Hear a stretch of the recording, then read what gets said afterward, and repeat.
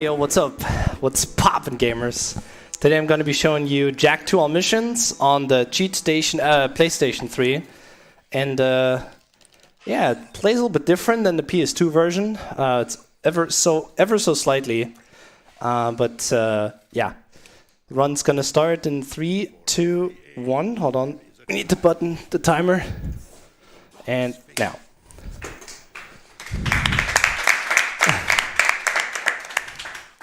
Alright, first question to the audience. Do you remember how to jump?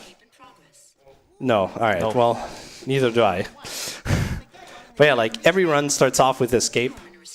And yeah, this is like the most seen mission in all runs ever. Oh, nice. Got a little sideways roll, whatever that was. And need a little damage boost up here. Alright, so here comes the first trick in the run, which is a boosted. I messed that up actually. What I tried to do there is to punch as I am falling off of the ledge, and that allows me to gain some extra distance. Why exactly that works, I do not know, but it just works. There you go. That's what it was supposed to look like. And I'm going over the left side of this little computer. I make the next room load. And that allows us to progress further. So we're just supposed to like escape this level here. Yeah, Errol's my boy as well. Alright. And here we're gonna abuse the slide animation, or like the slide... Oh, what is it? Function? Slide momentum. Slide momentum to, yeah, gain a little bit, or to keep some of the momentum and use that to move a little bit forward onto the platform. What we just saw, the weird little punch Luna did, is a PS3 exclusive glitch called the punch glitch. It sometimes messes up your punch direction in random ways. And that's the reason why a lot of people dislike the PS3 version, since it's PS3 exclusive. Yeah, it really sucks for runs actually, but the loads on this console are just so fast it kind of makes up for it again.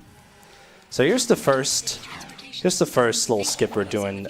Interestingly, the way not 100%, all missions is defined, is that we aren't we don't need to get the starting triggers for certain missions. We only need to hit the end trigger.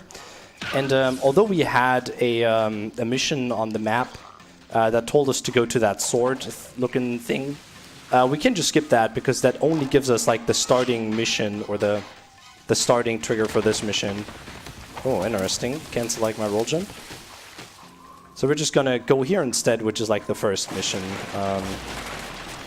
And in here, yeah, I gotta climb this tower, and we're supposed to get like a pole, flag pole. Actually, a flag of the resistance. Not too sure what we're supposed to do here. The underground flag? Oh yeah, the underground flag. And then we roll jump into that. And also, you're going to be seeing a lot of restart warps in this game, because also this game was made by Naughty Dog, and apparently, like Uncharted and The Last of Us, they have sort of the same mechanic, or these games all have like the same mechanic in terms of restarting. Sometimes it puts you like further into the level, or even back to the very beginning. And in some cases, that's very useful. So right here, we just got one of the most important things for the run, which is a zoomer. This is the vehicle that we're driving right now. It's a fast, small zoomer. We just call it the zoomer, although there are several vehicles that we can drive. This is what I consider a zoomer. And it's the fastest way of traveling around in-game. Yeah, with what the player is given at the start. Later on, that's going to change up a little bit. We will be getting a secondary movement device, I like to call it, that allows us to go a little bit faster on foot. These vehicles, these zoomers, they spawn at random, but you can like manipulate them a little bit. So for instance, when you look away, or like when you look at a certain area and there's no zoomer, you can like turn the camera And then you can look back at it again, the area you were just looking at, and it will probably sometimes spawn a new zoomer in, which you can then take to go to the next mission. Unfortunately, I like to say unfortunately, all missions consist of a lot of driving until we get the mentioned device that I talked about just earlier. Because, yeah, it's the fastest way of traveling, especially early on in the game, so this is what we're going to be using. You have time for a donation? Yeah, let's go for it. We have another $2 from Sierra Death, who says, "I'm taking my words back. Best of luck, Boomer." Thank you, Sierra. Appreciate it. Alright, so we're now going to exit the city and open up the valve for the slums. Apparently they haven't been getting any water as of late, and we're going to check why. So we're just going to go there and figure out what's the cause of that. Alright, yeah, I was a little bit slow. There you go. So instead of taking the intended path, there are a couple of jumps you can do over here, and with a high jump you can skip a whole bunch of the level, and that allows you to go to the end trigger of the mission pretty fast. There you go. That's it already. Yeah, that's looking alright. Besides me missing a single roll jump, that was pretty good looking. So coming up next, as I mentioned earlier, we don't need to get the starting triggers for certain missions. All we need to do is hit the end triggers. And the next mission on the minimap, which is the sword, yeah, a guy named Torn gives us these missions. He's going to tell us to enter the fortress that we just escaped from. But yeah, instead of getting that, we're just going to restart warp into that very fortress. And then in there you're going to see what's going to happen. Yeah, like I said, like in Uncharted or in The Last of Us, this game also has a restart function. Allows you to continue from last checkpoint or restart level or whatever. And yeah, this is what we're going to be making use of here as well. Do you have time for a donation? Yeah, sure. We have $5 from Tiger Player, who says, "Shoutouts to my man, Mr. Boomy, Mr. the couch Boomy. people, the people behind, and all the wonderful, lovely chatterinos. Hope you all have a fantastic, happy Easter. Now wreck this run, Boomy." Thank you, Tiger. Appreciate it. By the way, I don't think the people on the couch they have introduced themselves. So it's only me. I'm Boomer Streams, by the way. That's my Twitch name, my Twitter name. To my left, that's Easy Art. And to my right, that's the... who are you again? I'm geschlossen. Geschlossen. Infamous Geschlossen. You know my name. I know your name, don't worry. I was just joking around. Alright, so this area is a little bit tricky. You gotta escape the fortress tank, security tank. You heard it in the cutscene that it was activated. I was gonna wait out this cutscene here real quick, because if you are mid-air and doing movement and stuff, and the cutscene of that thing starts, it's gonna drop you down where you are, and yeah, it cancels all your momentum. Yeah, so it's really annoying. Something you don't want. That went pretty alright. One thing I was actually scared of, before I got here, I made a list of missions I want to practice, and the fortress mission was one of them. So I'm glad I got that. Alright, it's looking decent. So now... Good job! The crate had a health pack inside. Oh yeah, did you know that crates have health packs inside? Who'll do the fighting? No? Alright, now we know. So we just got the red security pass, and what the red security pass does, it allows us to enter new areas within the game, because the game is structured by sectors. There's a red sector, green sector, yellow sector, and I think there's even another one that I can't remember right now. Anyhow, we're gonna get a whole bunch of these security cards. Interestingly, in any percent, we don't need any of them, because there's a way to skip all of them, basically. It's really neat. Alright, that was the fortress mission. Oh, nice zoomer RNG. Yeah, right there can spawn a zoomer. It really depends.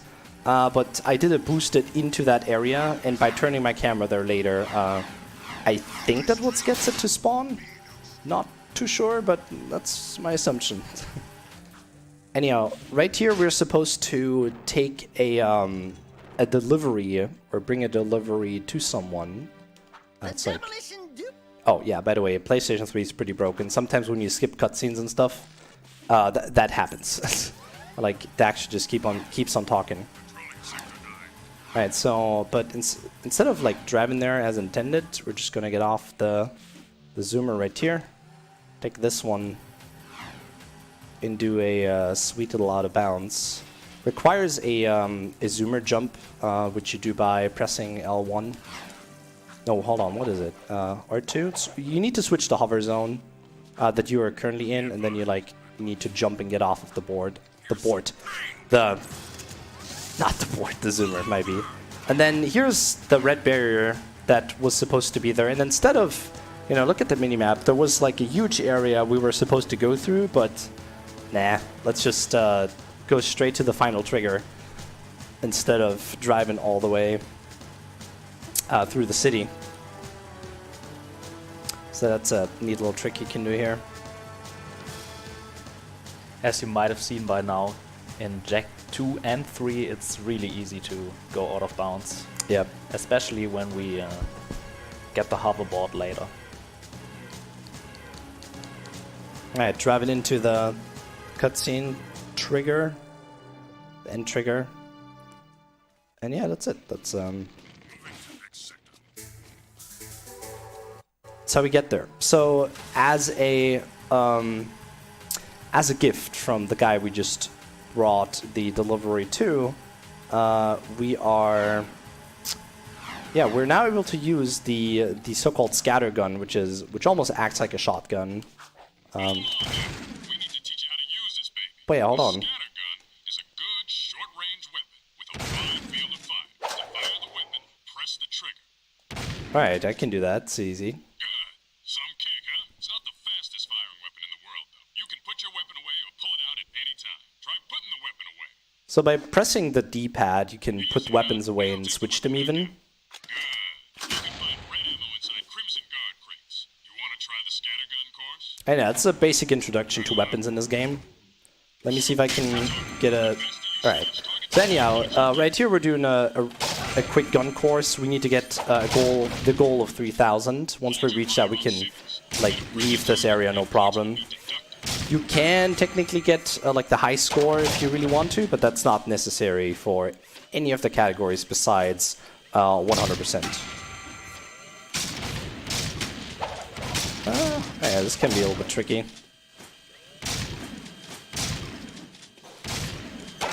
Alright, oh, on the dot, let's go. Let's go, that was nice. Yeah, to replenish the ammo, I'll just pick these crates up here real quick. And yeah, right there. You gotta make sure you get the zoomer as fast as you can, or until you have the jetboard. No, before you have the jetboard, before you get the jetboard, you gotta make sure you use zoomers as often as you can, because they're just the fastest way to go around within the city. And here, unfortunately, there's another long drive. Yeah, this is something that the game is actually kind of known for. The first title, the first installment of the series, which was Jak and Daxter: The Precursor Legacy, it was all about platforming and jump and run type of thing. And with this game, it changed a little bit.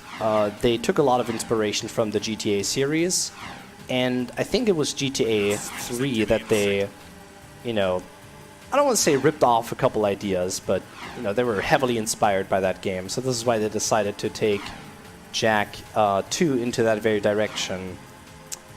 So in result of that, you have these cities and missions in place A and place B, and sometimes you just got to go from mission 1 to mission 2, and that's the game.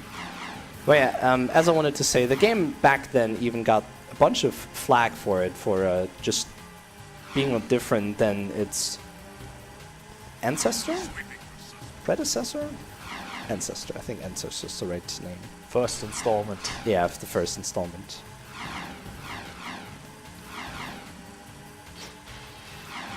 Yeah, there's a lot of unnecessary driving that just makes the game longer in a casual playthrough, but you do nothing while driving.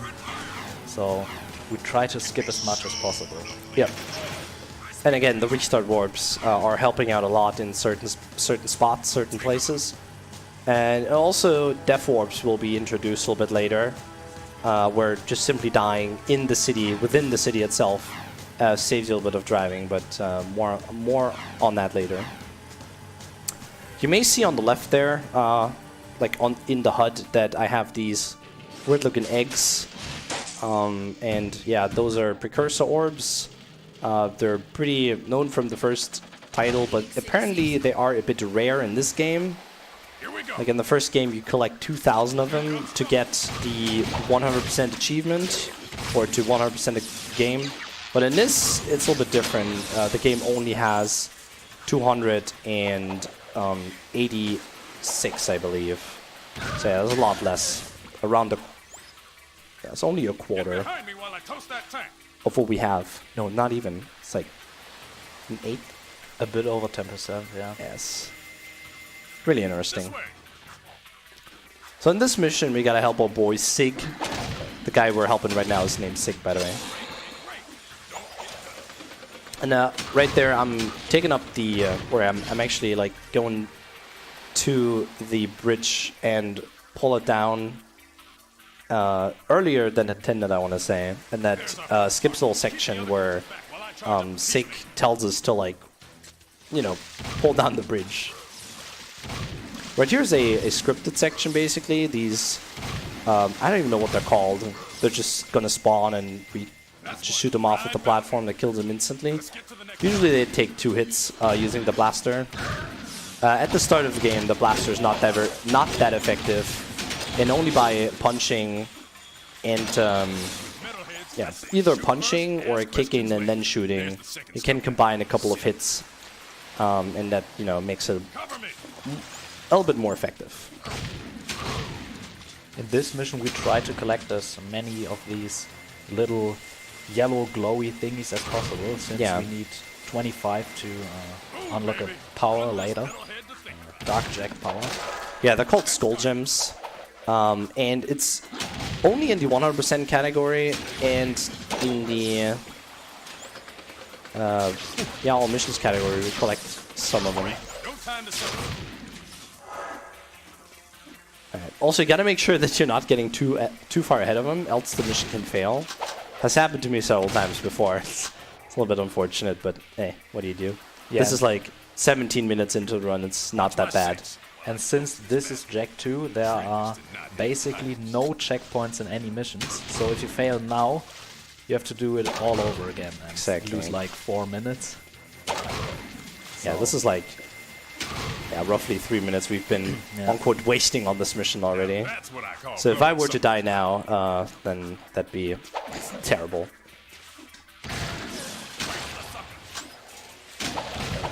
Yeah, this is another good example of how nice the gun can be if you shoot and kick, or kick and shoot. Gotta thread the needle this time. Alright, so another wave spawning. Just gotta kill them off as fast as we can. Or rather, wait until he's done charging his Peacemaker. Yeah, and we don't want Sig to get hit, since if he gets hit, his charging delays and we lose a bit of time. Yeah, he like has to like recharge what he already has charged. Do you have time for a donation? Yeah, let's go. We have $5 from JMacL, who says, "Good luck on your speeding running." Speeding running? It's the first time I've heard that. Hey, thank you, appreciate it. Oh, nice. Oh, 6 is a little bit low in your health. I gotta watch out. Yeah, you should be fine. Yeah. Oh yeah, as Geschlossen said, this is also something that a lot of people dislike about this game, that there are basically no checkpoints, very little checkpoints within the mission itself. And it's really unforgiving, especially in later missions.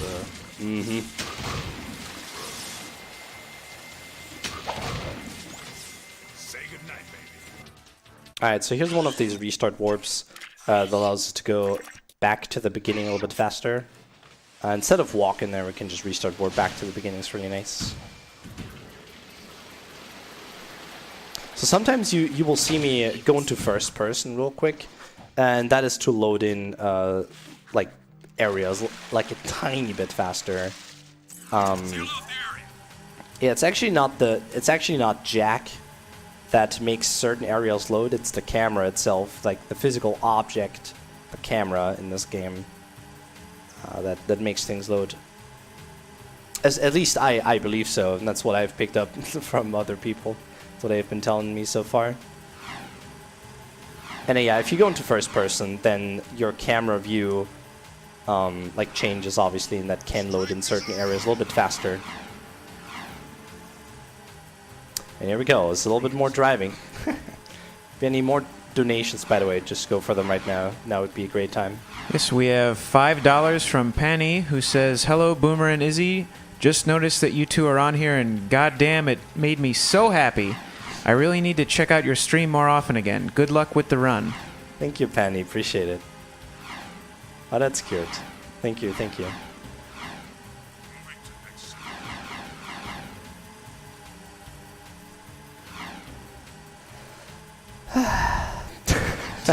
Good old driving. Yeah.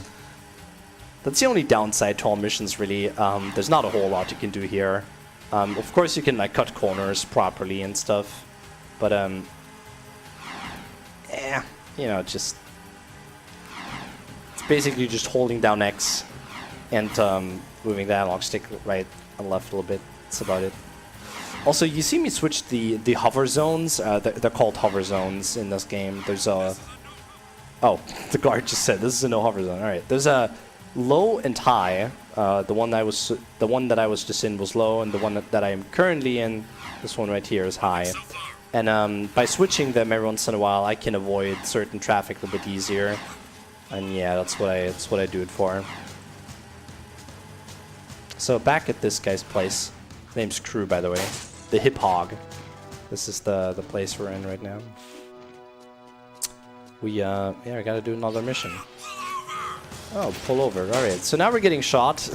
That's because I stole one of the guard vehicles. It's almost like stealing a police car in GTA. I think that's a good comparison. But yeah, these guys can get really nasty, and they will drive into you, and even suicide at times. Just to like do a little damage to you. And yeah, we just gotta get to the next mission, which is the sewer turret mission. Apparently in the sewer close by there has been, you know, some towers, some turrets have been deployed there. And they're used for smuggling, apparently. Not the towers themselves, but the sewers. We gotta make sure that your boy Crew can get his people through the sewers again. Yeah, that's why we have to do the dirty work for him. Mm-hmm. That's something I really like about this game. Something I like about like movies as well is when you are completely new to a certain world and you have no idea who is who, and you just gotta like figure out your way to the top. That's something I really enjoy, and this game gives me like this very feeling of that. Because like we're new to the city and yeah, gotta work our way up there. By the way, you just saw a pretty big explosion, and a pretty long-lasting explosion, rather. This is also exclusive to PlayStation 3. On PS2, that explosion would have like faded pretty quickly after we killed the turret. But PlayStation 3, they kind of messed it up. It's not too bad, though. There's only like a couple of spots where I can think of it being like really, really stupid. One you'll see a little bit later, but it's not too terrible. Alright, so right here you're going to be seeing the so-called fast swim. Instead of holding down or holding forward the analog stick like a normal person would, you can actually tap the analog stick, and that makes you go a little bit faster moving forward. Oh my god, alright. There you go. The fast swimming is possible in all 3 of the Jack games, so... Yeah. Well, the trilogy. Yeah. At least. Yeah, there's also Jack X in that very, like that one game we don't talk about. It's basically non-existent. I think I've noticed already when I was like hosting, every community has this game that just straight up doesn't exist. It's like very interesting. But yeah, in the original trilogy, you can do the fast swim. It's really neat. Works in Jack 1, 2, and 3. And again, more driving. So if there are donations, that would be another great chance. All right, we have $2 from Milo Killer, who says, "You better kick this game's butt, Boomer Love." Aw. We have $3 from Fos, who says, "What's poppin', gamers? Good luck, Boom Boy." And we have $5 from Rebel Dragon, who says, "Yo, Boomer and Gesh, your man Rebel here. Good luck on the speedrun of Jak 2 all missions for the Sony PlayStation 3. And remember, have a good day." Thank you very much. And Thank we you, also Rebel. have $5 from Bobby Kays, who says, "Good luck on the run, Boomer." Trifecto. Thank you. Thank you everyone who donated. It's really nice of you. Appreciate it. Makes those driving sections a little less boring. Alright, so as we cleared out the turret sewers, the sewer turrets, Crew gave us a new gift, which is actually another gun. And yeah, you know, I don't think I need to do a whole lot of talking here. I'll just let Sig explain it again. The blaster is a good all-around choice with a nice rate of fire. This weapon requires more aiming ability. You can switch weapon modes at any time. You can combo your attacks by kicking, then firing your weapon. Kick the first target, then shoot while kicking to automatically hit the second target. Now that's a Wastelander move. They won't know what hit them. You can find yellow ammo in crates. Would you like to test your skills on the gun course? Of course we want to. Let's go. Good luck. And almost in, yeah, exactly like in the previous training course or blaster course, we are supposed to get a certain amount of points. In this case, it's 4,000. And as soon as we get that, we can, like, get the F out of here.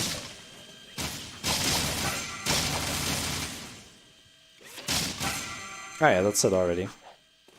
Interestingly, the game doesn't even tell you about the mechanic that I was using already earlier on, punching and kicking before you shoot. But yeah, you can use it before it even like tells you how to do it. Alright, can I get a zoomer spawn here? Alright, well this one needs to do now. Yeah, these ones are a little bit slower, but instead of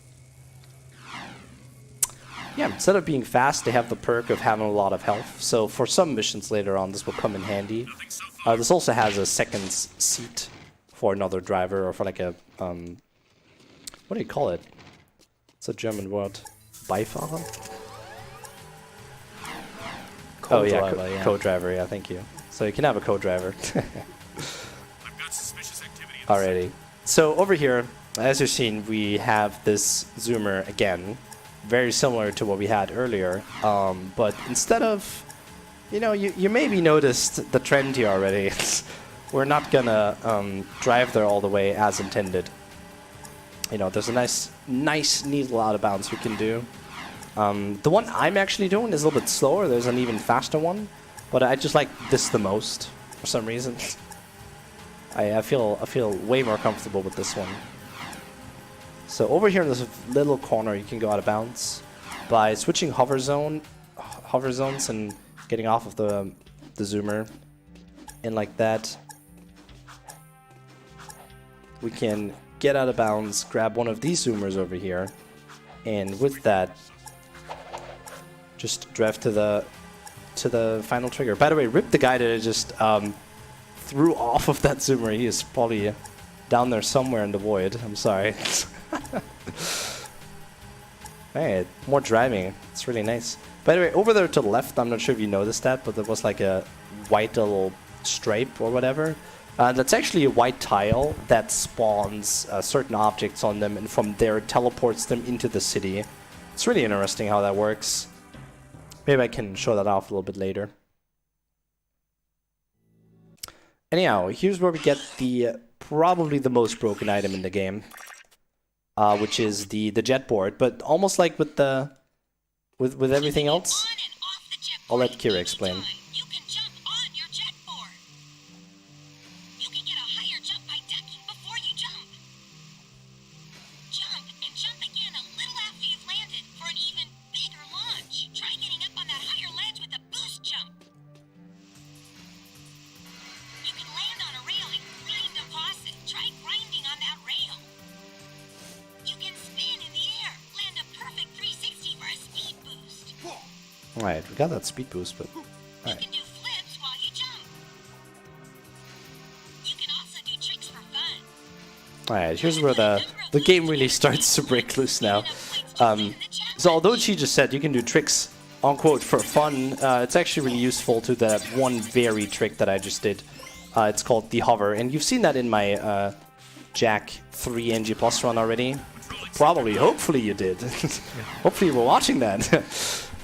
And yeah, that one's really useful. It allows us to gain as much height as we can by doing a trick cancel on the jet board. And yeah, we just get infinite height basically. And it really breaks the game in certain spots, in certain parts. And one of them, or one of it, will be pretty soon. As a whole bunch of driving, I even told you. So here I always do a little race against the timer. I try to be there before the timer hits 0, and we got to go to the sword right now to Torn, talk to him, and he has a new mission for us. Yeah, and what we're doing is we're not stealing the jet board, since Oh yeah. we're on a mission where we kind of get introduced to the jet board, but we have to give it back at the end of the mission. But if you skip out of it, out of the mission, you can lend yourself the jet board, so you can use it earlier than you're supposed to be. Exactly. Which is really useful in the next few missions. But since we need to complete all missions, we gonna give the jet board back later. This is also why it's rated 6 in Germany, because you're not stealing anything, because you give it back nicely. You're just, you know, extending the lending period, basically. But yeah, I completely forgot about that. Didn't explain at all. Guess just did. So yeah, usually you're supposed to get a bunch of points there and show the, you know, Kira how well it can do with the jet board. But instead of showing her it right now, I'll just steal the thing from her. Extend the lending period a little bit longer. Sorry. And yeah. And that allows us to do a couple of missions faster than the game wants us to do, or than it was originally intended. Anyhow, here's one of them. Yeah, we're supposed to find Vin. He's a really nice guy, because he's gonna help us later. But we gotta free him first, because he's a little bit scared of metalheads, apparently, and yeah, we're gonna go there and help him now. So what the jetboard just did there, we just skipped a whole bunch of casual platforming by you know, grinding on the rails up there. And to make sure I get the loading trigger here for this mission, I go a little bit more to the right when grinding, more to left, and then I also go to that very to that very right, very left. I'm messing up those directions right now. Sorry.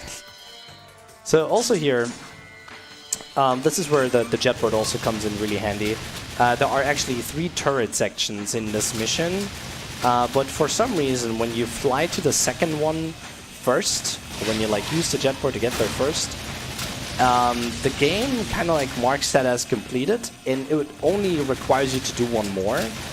And instead of going to the third one, which would be further into the level, we just complete this one. Do a quick death warp right here. That brings us back to the start. And from there, we're just going to do the first one, which then for some reason counts as the last one, and we're just completely done with the mission, which is really nice. Get these metalhead eggs here real quick. This mission is one of the big reasons we're stealing, landing the jetboard. Yeah. If we would not do this, we'd probably lose a minute or two here, just going to the last section and doing that mission there, finishing it up there. One more egg left. There you go. Nice little bonk. So this is another death warp to bring us back to the portal, and then we go back in, and that, you know, takes us back to Vin. So now we gotta get close to that 25 skull gems that I was, or to these 25 skull gems that I was talking about earlier. Because you may see on the map already that there is a... It's actually, okay, I'm just gonna tell what it is. It's the Oracle from Jak 1. It kind of like placed itself in the slums. And it allows us to get some abilities for Dark Jak. You haven't even seen Dark Jak just yet, because it's a new thing. And it was only introduced in a cutscene so far. Well, you kinda saw it after Escape. Yeah, I guess. True. You did. Never mind. You did see it already. But you're not really seeing it in, like, intended use. Intended, non-scripted use. Yeah, Dark Jak basically makes your melee attacks stronger. You deal more damage, have a larger area of effect with your attacks, and you take only half of the damage. Mm-hmm. Yeah, that's true. Oh, okay, yeah, I was a bit hasty. I went to the wrong mission. Instead of talking to Torn, which is what I initially wanted to do, I went to the Oracle right away, but I like swapped around the missions there. Maybe it's not too bad. It's like, what, 25 seconds or so that I just lost, so it's not that terrible. Considering it's like a 3-hour category. So we're just gonna go here first, and we're not gonna meet a new underground fighter. Not in here exactly, but in the next mission, which will be the... Oh, what's it called? The pumping station. Yeah, we will meet a new resistance fighter there. And we gotta like help her out. And if you have time for donations, or I actually have time for donations right now. If you have any, go for them.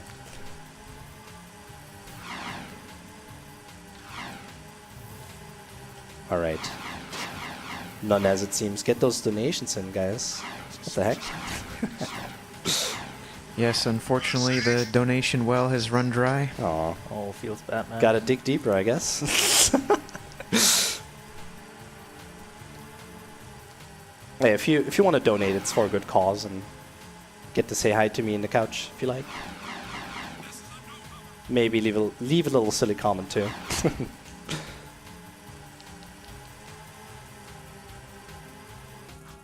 All right. Yeah, you just saw me like actually quite some time ago by now. You saw me pick up the zoomer instead of taking a jetboard here. That's because for longer distances, the zoomer is like the most optimal. Oh, the zoomer is the most optimal to take. And I gotta watch out here a little bit. Gotta get that hover straight. There we go. So I'm actually entering this mission backwards. There is a checkpoint in the very front of me, but I can just like skip that checkpoint by going over here where I just went with the hover. Oh, alright, getting hit by these guys. Oops, sorry. Just hit Ashlyn. I gotta watch out a little bit here. I'm usually really low on ammo, and I gotta make sure I get like all the skull gems. So I have like 25 later. So I do need to go into like close combat like a little bit. Yeah. Oh yeah, great. I was just about to punch back. That's a bit unfortunate. So we gotta do this part all over again. Yeah, and since we're playing Jak 2, we have to do everything all over again. The only checkpoint that we have in this mission is not useful for the speedrun, so it's a real shame. Alright. So this is going to be a little bit harder now, because I don't have any of the yellow ammo left. And the fire rate of the red one isn't the best at the very start of the game, so... You'll get like upgrades later. I've also been taking some damage already, so that really sucks. Right, that does allow me to get some more Dark Eco. Now, I'll just like lose time a little bit here and let Ashlyn do the job because she actually does do damage. I'll just like play a little bit safer. I mean, I did pick up a little bit of ammo.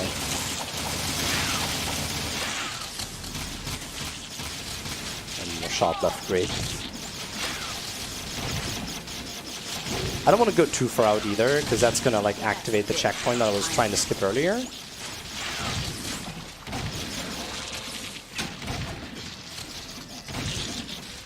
Again, we don't want to activate the checkpoint since we're gonna make use of the reset mission again to get.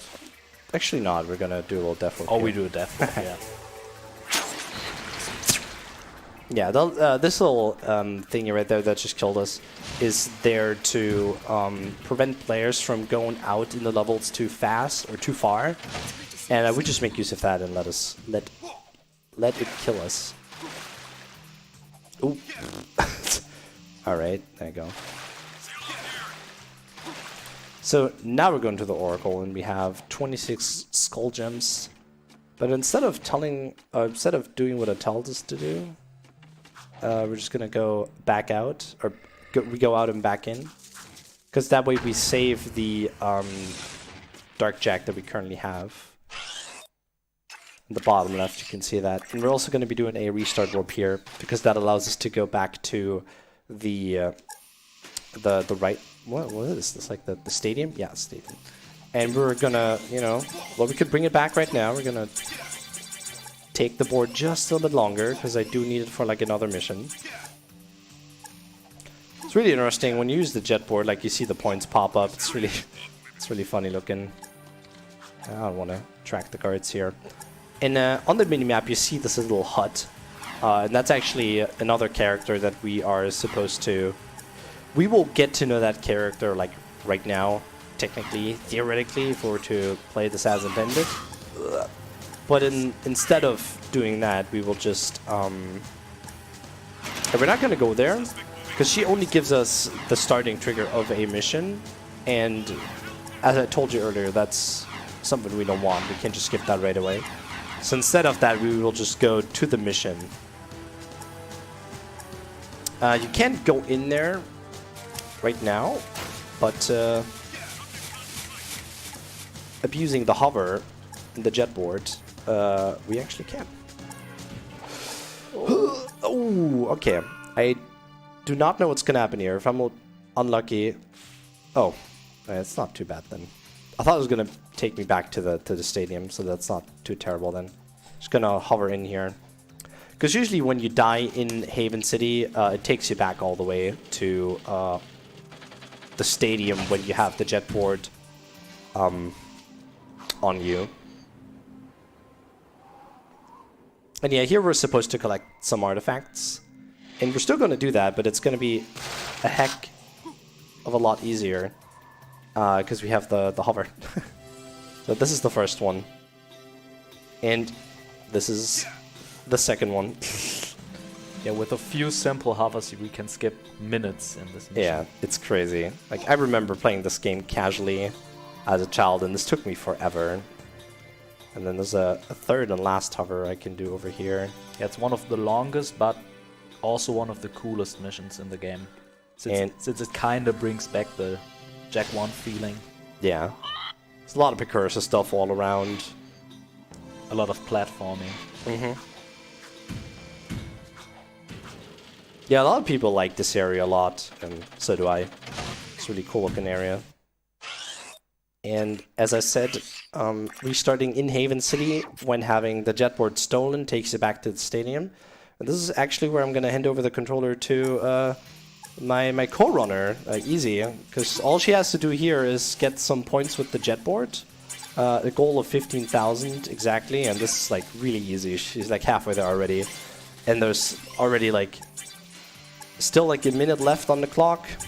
So if you're doing runs of this is really nice. You can just go take a little quick bathroom break. Yeah. We have a $5 donation from Izzy that says, no donation, feels bad, man. Aw. Thank you. Don't get too many points, though. Even Easy can do the hover.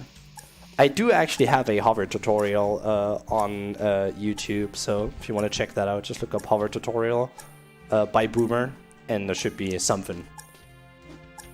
Hey, now we can like sit back and relax for 35 seconds.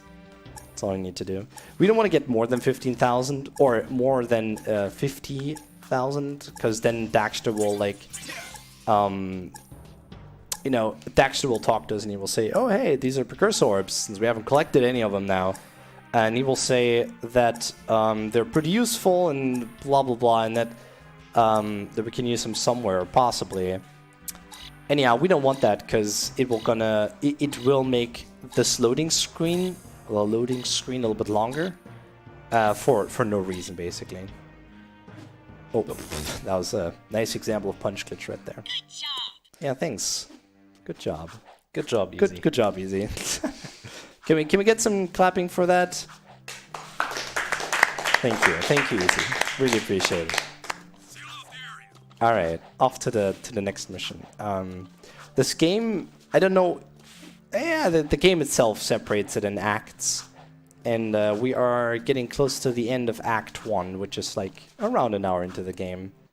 And yeah, we gotta like go to the Baron's place, which is actually the guy who infused us with Dark Eco.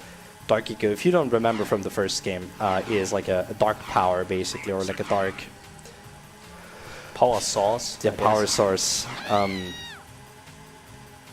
Yeah, so I'm a little bit confused right now. Get Dark Bomb, power switches. Alright, Vin it is then. Yeah. And then, the Baron infused us with Dark Eco, and unlike other testants, or people it was tested on, we survived it, interestingly, and it gave us, like, dark powers. And now we're gonna pay it back to him. And the Dark Bomb that I got earlier at the Oracle is gonna help us kill one of his faces, or kill him in one of his faces a little bit faster. There's a fight coming up that will not take too long. But having the Dark Bomb for the first phase can really help out there. Makes the fight a bit more consistent. So first we gotta go to Win though. And we gotta destroy some more turrets. Yeah, this is one of the few missions we actually have to accept first to complete it, since we need to talk to Vin to spawn the mission in the map. So Yeah. that's why we can't skip talking to him.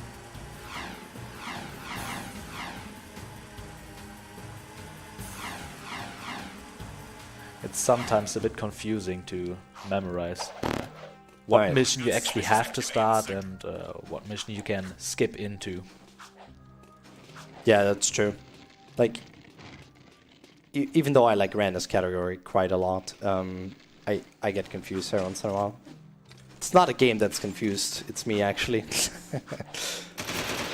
Oh, Jesus, alright. Shooting down the civilians, that's not nice. Yeah, even for this we want to get a zoomer. Interestingly, though, now that we have Dark Jack, it also takes a tiny bit longer before we can actually hop onto vehicles and stuff. Because, like, the icon of Dark Jack has to go away first. Also here you can see these nice, long-lasting explosions. It's really silly.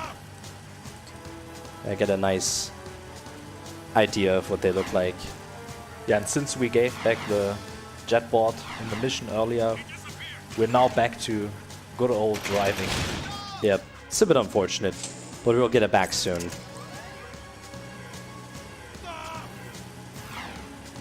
Call in more Hellcats. Suspect moving to Sector 6. Also, interestingly, you don't want to ground pound these turrets, or you don't want to ground pound the switch.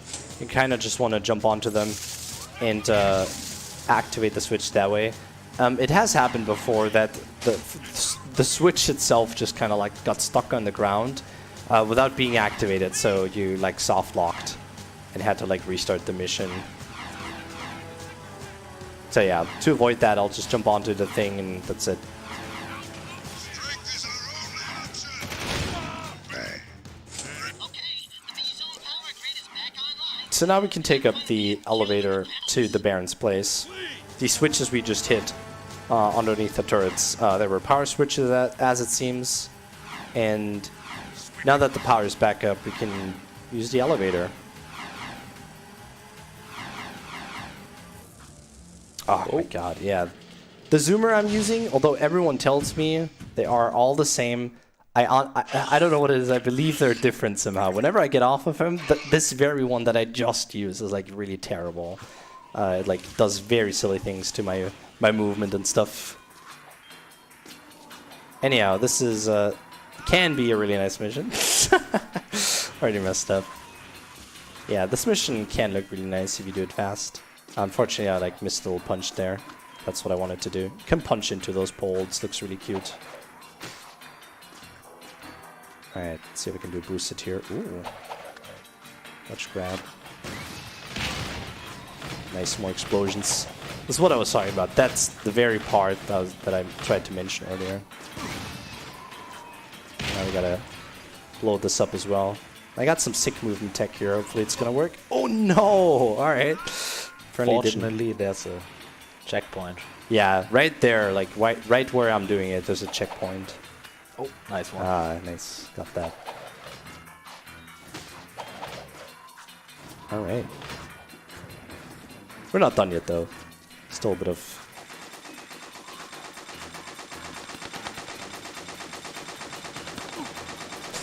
Oh, whoa, okay. On PlayStation 2, you don't want to punch onto these platforms at all. But for some reason, they are like patched on PlayStation 3. It's really nice. Alright, you'll also see what Dark Jack does to the final, or to the boss. Not the final boss, but the boss. You can just Dark Bomb the first phase instantly, and that just kills him that fast, that quick. It's really nice. Yeah, and the Dark Bomb we just used is the power we bought earlier for 25. Exactly. So you don't want to like shoot the Baron as fast as you can. Like you really don't want to, because this guy literally has iframes. And like wasting your ammo on him is it's no use really. So I just like do like a single fire thing.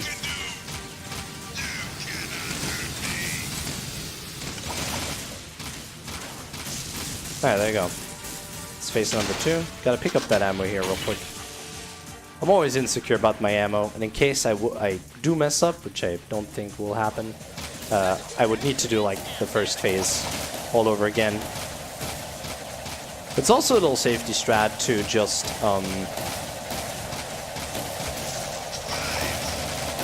yeah, those. All right, yeah, gotta watch out now. Maybe I was a little bit too cocky earlier. All right, nice. So since I haven't collected any orbs just yet, I'll take this one right here as a safety precaution. Find a few hidden around, or get some doing difficult tasks. We'll be able to buy stuff with them. Yeah, that's the Dexter, not cutscene really, but the Dexter voice thingy that I was talking about earlier. If I were to collect more than like 50,000 points in the Jetport challenge, that would have popped up, and I would have like have to listen to that, and you know that's slow. So we you know, we don't do that. We don't get more than 50,000 points.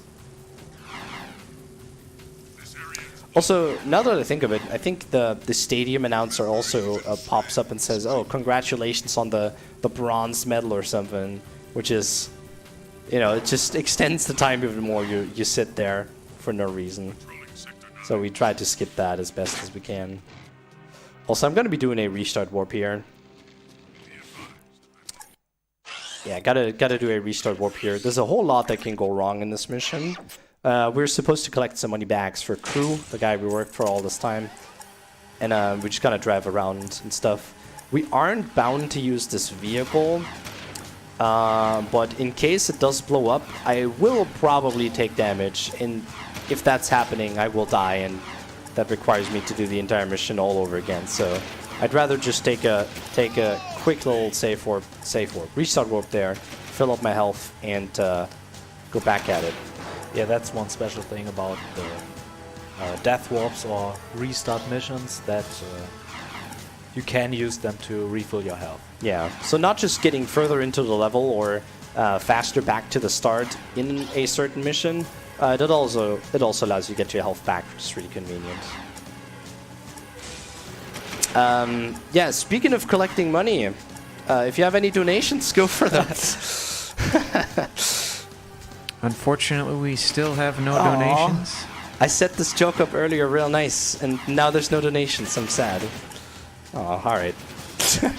We did have a comment in chat. Someone just wanted you to know that you're an exceptional man. Aw. Who was that? Can you try and pronounce the name? I believe it was Zero. Oh. Alright. Thank you. I appreciate that. I mean, exceptional can mean a whole lot of things. Doesn't have to be good, doesn't have to be bad.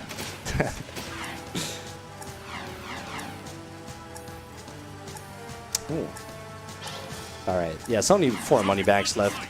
And as it seems, there weren't too many complications in terms of like taking damage and stuff, but oh wait, oh, see, there you go. The vehicle's already burning and it might explode any second. I just gotta find like a replacement vehicle real quick that I can use. Or I'll just stick to this one. And I'll just use this one right there. Yeah, there we go. Oh shit. They were up my ass.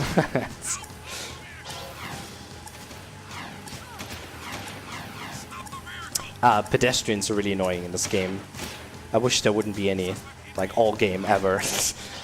Especially with the jetboard, you can drive into them really poorly, and that can, like, cause you to die in certain missions.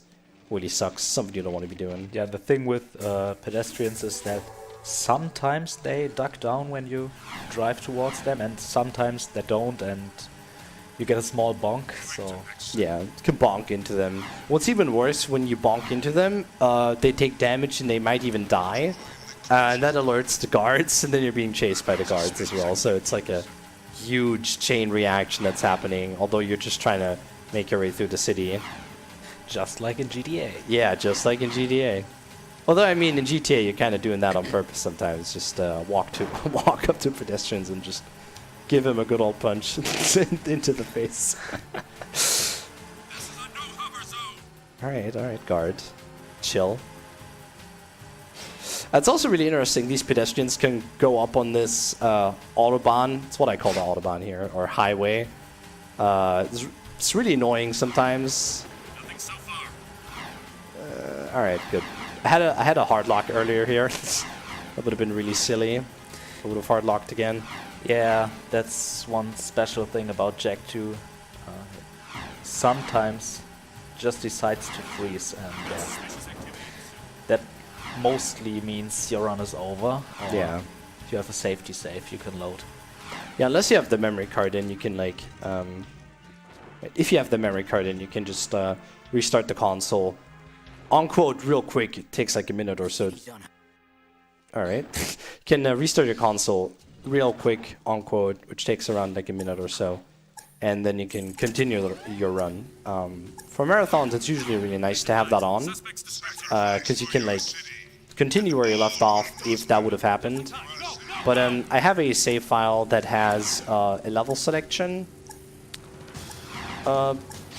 option, or rather, I have a 100% file, and that allows me to get the secrets menu, which will allow me to just warp to any mission as I please. And at this point into the game, like the mission order the order we're doing the missions in doesn't matter too much. Actually, it does. It does actually matter, maybe.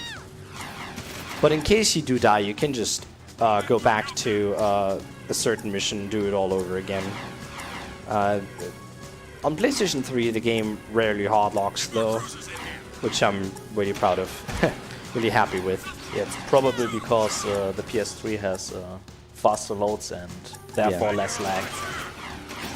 Yeah, I feel like the lag that's happening on the PS2 version just like causes it to like freeze sometimes, and yeah, it's really annoying, but you know.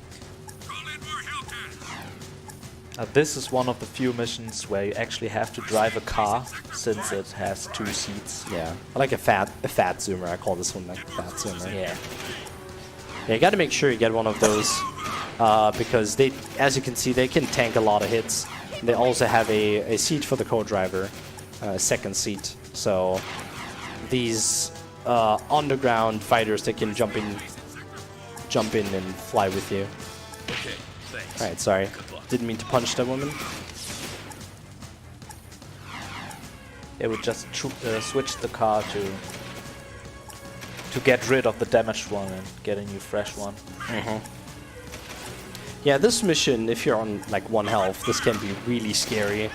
Although we aren't on 1 health, I just want to make sure that the guy we're picking up right now is not going to land in the water somehow, because the last area I'm going to drive into is the slum area with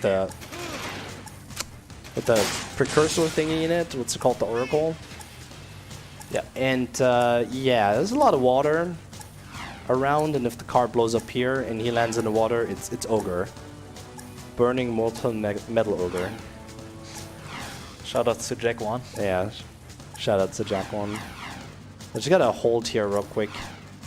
Okay, thanks. Good luck. Okay, thanks, good luck.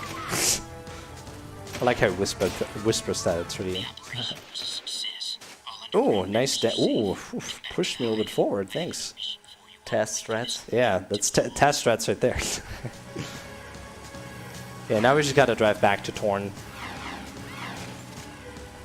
And get ourselves a new mission.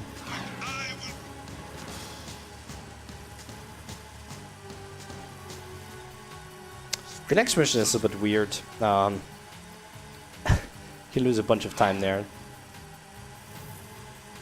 And I do want to say it is a little bit RNG, depending on how the enemies spawn that will be in the next mission.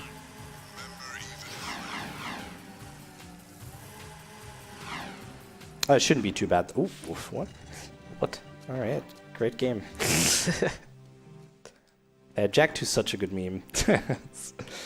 Like the weirdest things happen. And now we just got the third weapon, the blue weapon. The Vulcan barrel. You see me pause buffer every once in a while. I just hit the select button that pauses the game. I do that to skip. Or yeah, I do that to get into cutscenes or to get into cars earlier, or into like any sort of vehicle, or to like interact with certain things. Because sometimes there's a text popping up, like the Vulcan barrel Acquired text. yeah, that for instance. You can like tap pause twice real quick, or tap the select button. It's gonna pause the game, and the pause text is gonna like overwrite. Oh yeah, where am I going? This is it's not the right place. But yeah, the pause text can like overwrite that real quick, and that allows you to get into vehicles earlier. It's really nice. Yeah, because you need to spawn the text to get into the vehicles. Yeah. And there can't be two texts on the screen at the same time. Alright, I already took damage here because my vehicle blew up, so I gotta be extra careful here. These metal hits can mess you up real badly. Gotta make sure that do this section right. Oh, by the way, that was punch glitch. Oh, dude, I had that happen earlier. That was really interesting. But yeah, this was punch glitch, by the way, and punch glitch can mess you up really, really terrible at times, as you just saw. Oh, yeah, good. See, I didn't get that part. I actually practiced that a crap ton. It's a little boosted. What you gotta be doing to get over to the other side. It's gonna skip like the level a little bit. But yeah, like punch glitch messed me up real good here. See ya. Knock that guy off. Alright, gonna go back here out of safety. There you go. That's what I wanted.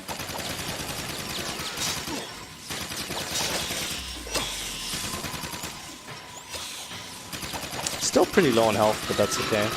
Yeah, you should be fine. Right. Gonna be doing a real precise trick here, if that's gonna work. And got it. Alright, nice.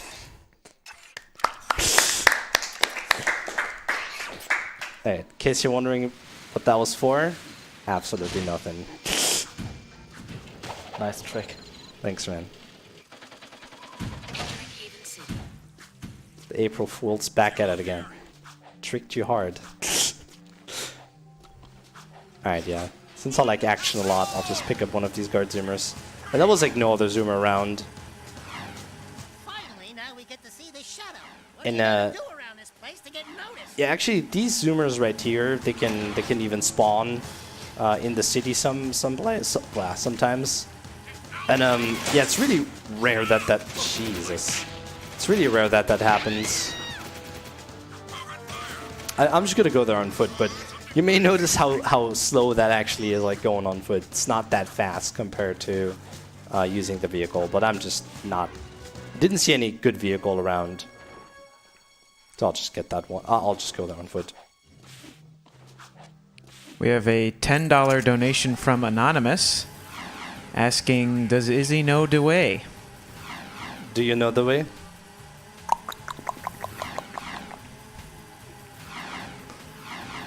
I don't think she knows the way. Sorry. To any Uganda knuckles in chat. Maybe we need a few donations to show her the way. I mean, I don't mind.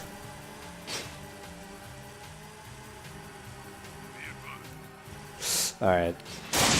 Yeah, I knew that was gonna happen.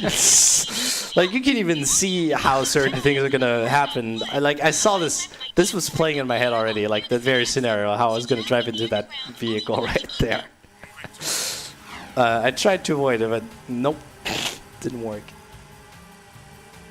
Yeah, I should have cut like the corner a little bit better, a little bit nicer, and then it would have worked. But yeah, we are supposed to.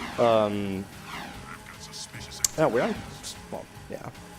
Yeah, the next mission coming up is catch scouts in Haven Forest. And this is the mission where we actually get the jetboard back. And Yeah. now we have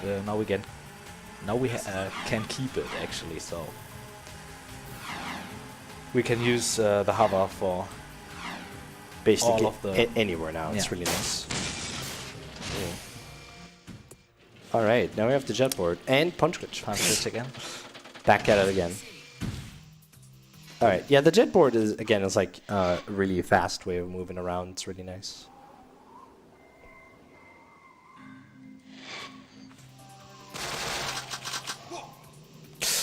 Yeah, oh, it's overshot a little bit. It's not too bad though. It's like a checkpoint. Actually, a checkpoint in this game. What is this? Yeah, that's a checkpoint close by. So in case you do die there, it's really close. No need to worry. And yeah, this mission can look really nice if you do it properly. And I'll just be quiet for this part. Get everything as I want it to. Use your jetboard.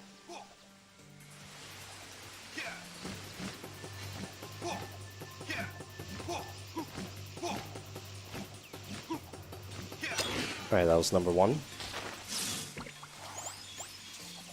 Yeah, the scouts always have a set route they're gonna fly, so with clever movement we can kill them really early. That's number 2.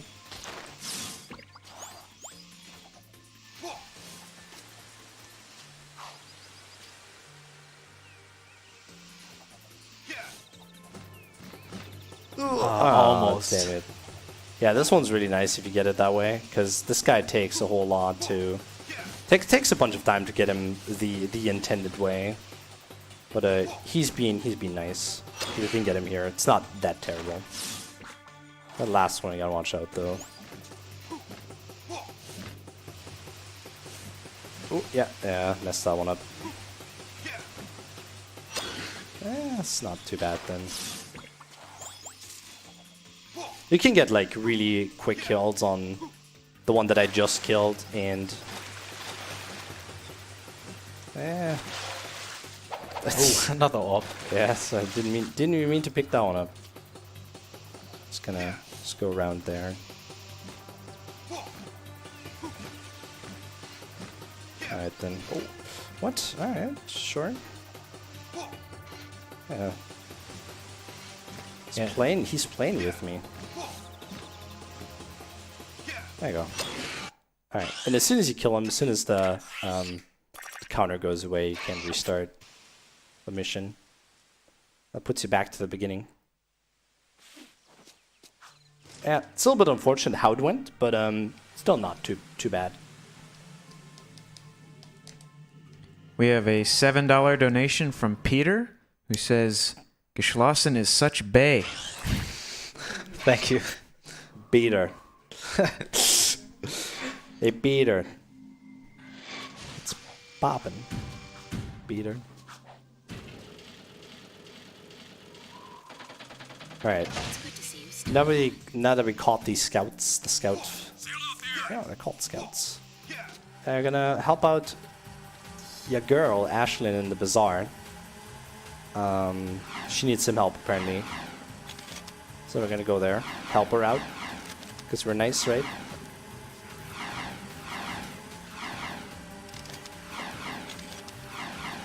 And on our way to that mission, we get some nice...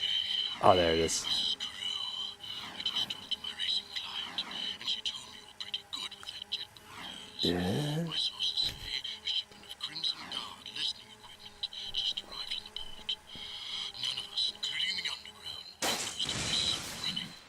It's not good for business. It's not good for business. Get the jet board out into the port and destroy every Crimson Guard crate you find.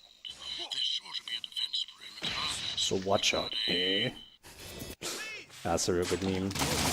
Jack, my boy. Jack, this is cruel. I love the guys. Yeah, we gotta kill these metalheads here. Luckily, the yellow weapon is pretty broken actually. That allows us to kill everything pretty fast. Ah, that's already helped Ashlyn out. So there is a little death fort we can do here, and I'm actually well, why am I going for it? I'm not gonna do it since I did have a like hard lock happening. No, it's actually not a hard lock; it's a soft lock. So I prefer not to do it ever since. Although it does work sometimes, I don't want to risk it, especially since I don't have the autosave on. I'm not a big fan of such things. It's playing risky. We're gonna go to the next mission. Yeah, the next mission coming up is actually an escort mission, so it's basically like an auto-scroller, so it's rather slow. So yeah, you kind of want to save up your ammo here. You don't want to use any of it, because in like the upcoming missions, they're all going to be useful basically. So the only ammo you kind of want to be using here is the yellow one, but you don't want to use too much of it either. So the blue one I'll be using for a pretty upcoming mission coming up pretty soon. in this mission, looking on the minimap is actually really useful, since you see all the guards on the minimap, and then you always know if there's a guard behind you. Yeah, you gotta watch out for the kid the most, because if the guards hold him arrest for too long, or point or blaster at them for too long, the mission like resets and you gotta do everything all over. And as we mentioned previously, since this is Jack 2, you don't have any checkpoints here, so you gotta start from the very beginning. And that takes a crap ton of time. And although there are actually a couple of vehicles chasing us here, I never had it happen that there was a vehicle like driving into me as I flew to the marker on the map.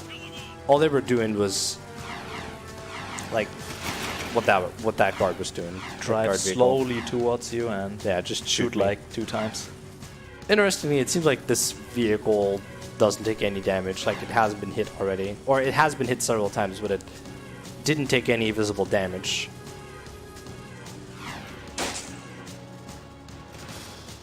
Right. No, it took a bit.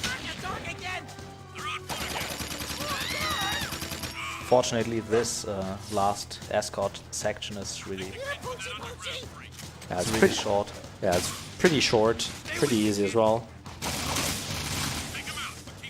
What's really silly though, sometimes since we are on like two floors basically, like a bottom floor and like a second floor and first floor, two planes. Since we're on two different planes now, yeah, sometimes the guards can like get stuck underneath, like right here. I don't know what's going on. Oh, there you go.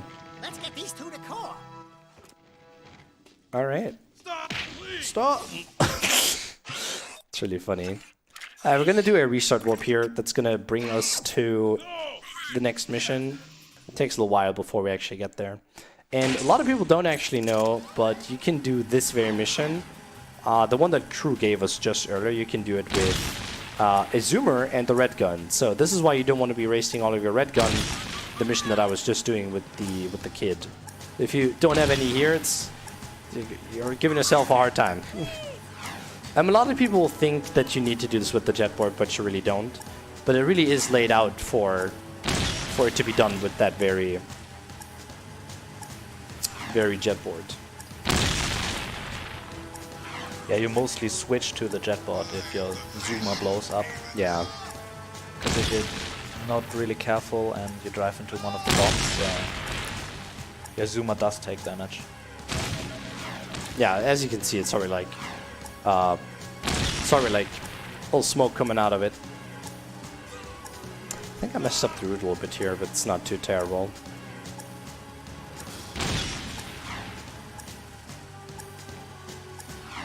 We have a $9 donation from Bertus that says, "Geschlossen is my waifu." My God. I didn't expect that, but Yeah, should have you on the couch more often, I guess. Next run, yeah, next run when? next CSA. Oh well, I mean GSM. Yeah, probably. All right, so here's another quick restart warp. Just brings you back to the place where we were just doing the mission in.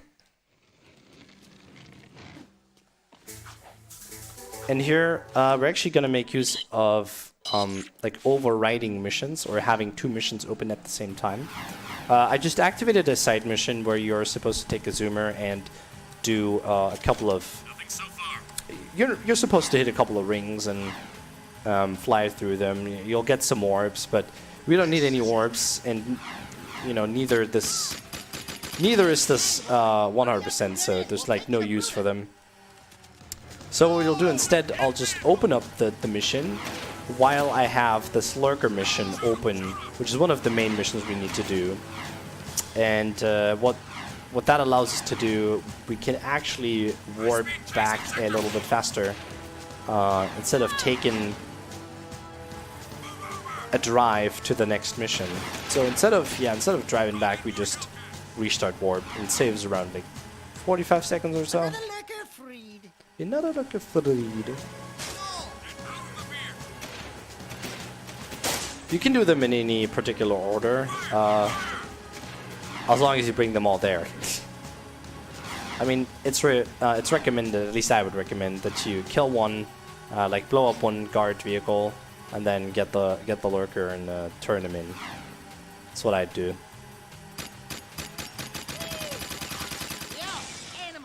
Oh, hello. Yeah. They go all over the place when they blow up.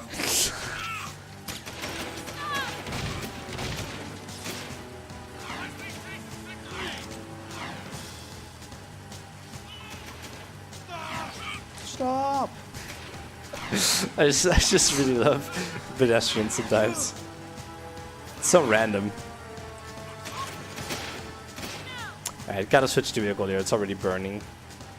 Shit. Oh, hello. Wasn't there a zoomer around just a second ago? Alright. Thanks, game, for tricking me. It's playing some April Fool's jokes on me as well. Yeah, like I said, certain areas or certain certain vehicles can despawn and respawn when you move your camera away from them, and that was like one of the parts where that actually happened. Buddy, we can save you. Also, this is the mission that I was talking about earlier, where you don't want to be wasting your blue ammo, because this one, you know, you can kill these guard vehicles pretty fast, putting yourself in a little disadvantage for doing this with either red or yellow ammo.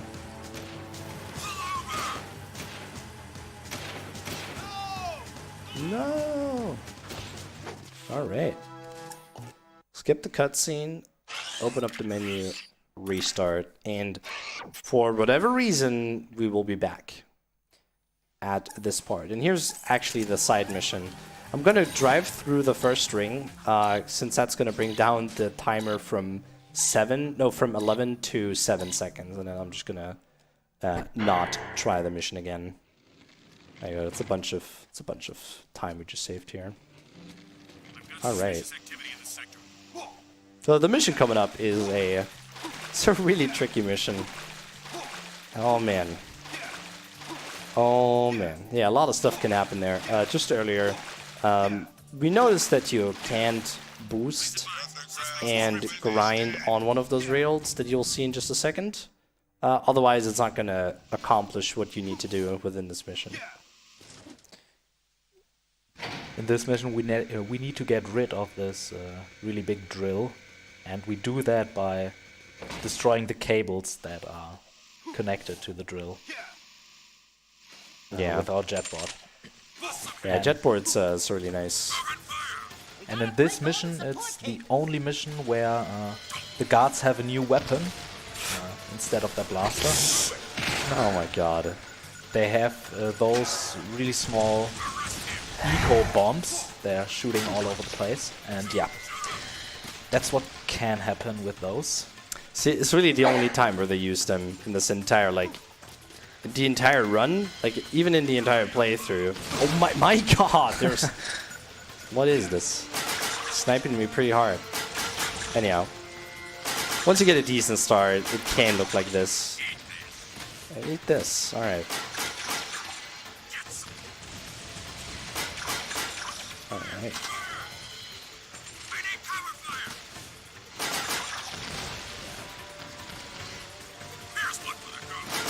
See, it can go pretty well. It's just the game needs to behave for once. Everything's fine. Hey, now that we're done with this, I can just go back. But yeah, it's actually a really nice mission if you do it properly. There's also a little death warp you can do here. Also has the upside of oh, it's another death warp actually. Brings you back up. Take the zoomer back. The transporter. The carrier. I think it's called carrier. It is, yes. That's some more driving. If there's any donation right now. Yes, we have a $3 donation from Kalango, who says, "This game was my substitute to GTA when I was young. Lots of nostalgia." I can relate.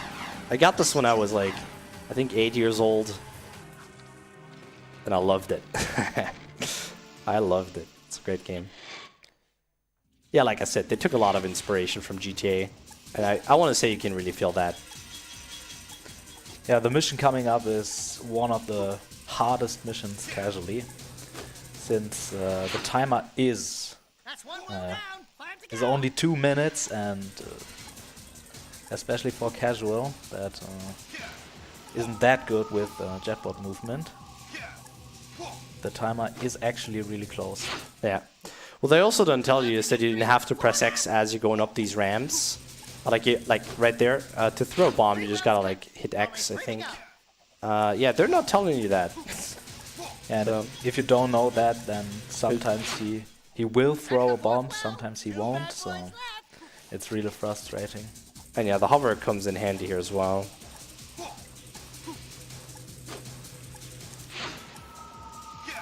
Alright, exactly right here, because we can just hover till the last one. You're supposed to do like a lot of, not really backtracking, but a bunch of yeah, going around with the jet board. If they even gave you a small mini-map showing where all the Yeah, but it eco-wells are. didn't even do that. But they didn't. Well, you could open up the map. You could. Yeah. Could open up the map and check like within the menu, but you know that's slow. We don't want to do that. So there was another turret section, but I hate those. I'm not gonna do that. It's actually a way to like skip to the second one right away. The first one you like have to kill a couple of guards that are actually flying around, and you will then get to here where I am right now. But instead of doing the very first part, we just skip to this part right away. Saves quite a bunch of time as well. And makes it a lot easier, since the first turret mission actually is really hard.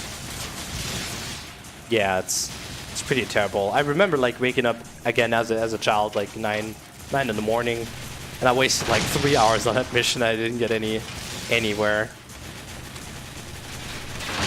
So, and instead of holding down the L1 button, I just kind of mashed the R1 button maybe. Instead of holding down the R1 button, I mash it for this mission. Because if you do it right, the shots are actually faster, and so you do more damage. You have more DPS. Also kills these guards really well. Just gotta watch out that your weapon doesn't actually like overheat.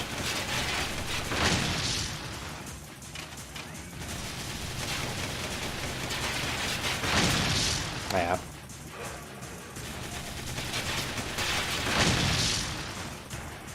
And as soon as the ship explodes, you can do a restart. That puts you closer to the exit of the mission. There you go. I don't know what it is, but I feel like the music's gone at times. It's just... none of the tech guys' fault, it's just the game being weird. Don't worry about it. Alright, so what's coming up next? Destroy ship, done that. So, the next to us. Yeah, train sewers.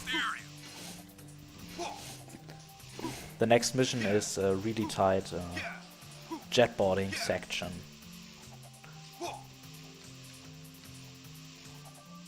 If you do it properly, of course.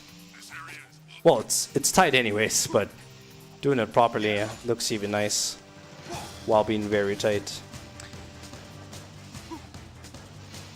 What makes the next mission easy, casually, is that you don't have any timer. You have as much time as you want, so if you go slowly, then not much can happen.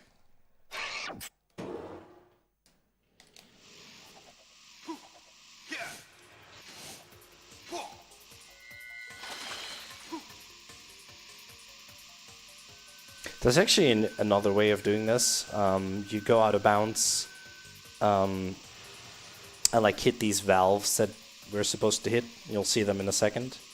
Yeah, you skip a bunch of like jetboarding with it.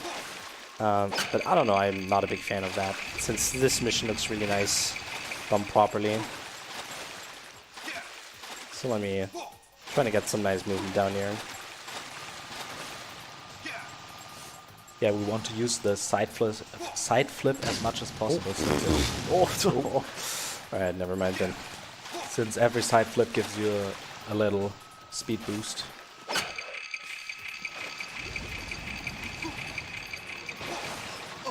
Oh my god, yeah. Gotta watch out I'm not dying here now.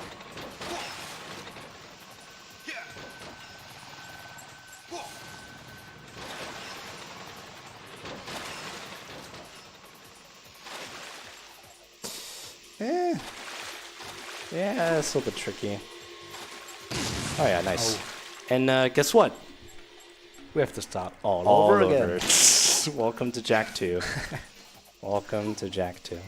Well, hey, this gives me another chance to show off the neat movement, right? Yeah, gotta see this as an opportunity, I guess. That's what you intended to do. Yeah. Makes sense. Like I planned on dying there. Yeah, yeah. That was actually an RNG manipulation. Okay. Kappa. No, it wasn't. That was just plain garbage. That's what it was.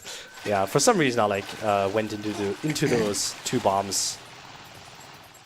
Yeah, a little bit better.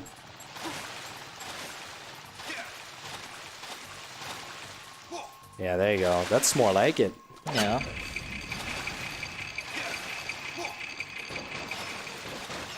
Oops. Yeah. All right. At least I'm. I was about to say, at least I'm not as not as low as last time, but oof. The game knows. Oh yeah. Oh yeah, I'm gonna be careful now. I don't want to die again. Yeah, you're almost done.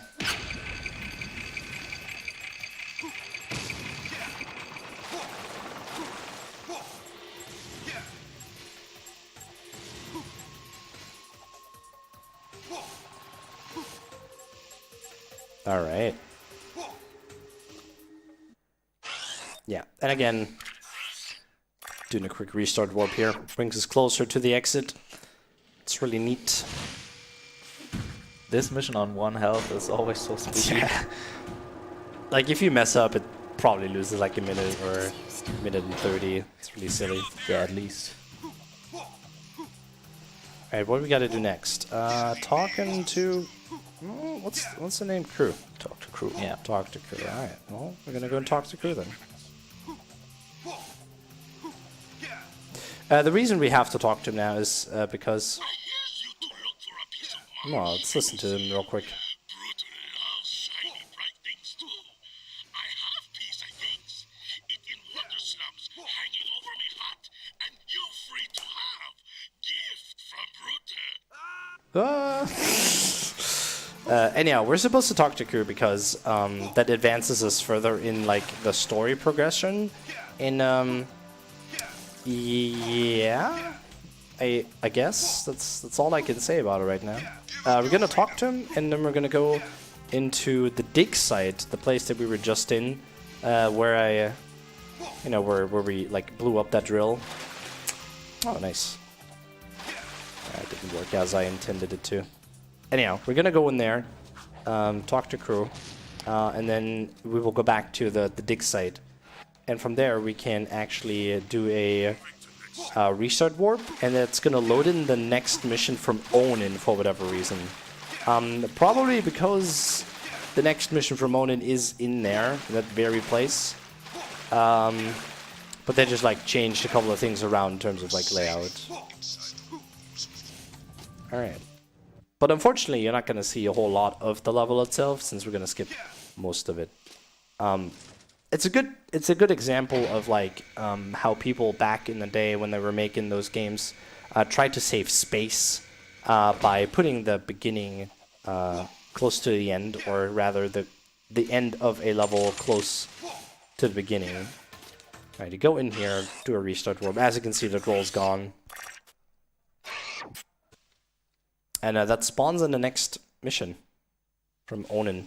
Like I said earlier, we don't need to get the starting triggers. All that really matters are the end triggers, and I'll just hover straight into the final trigger for that mission, and we're done with that.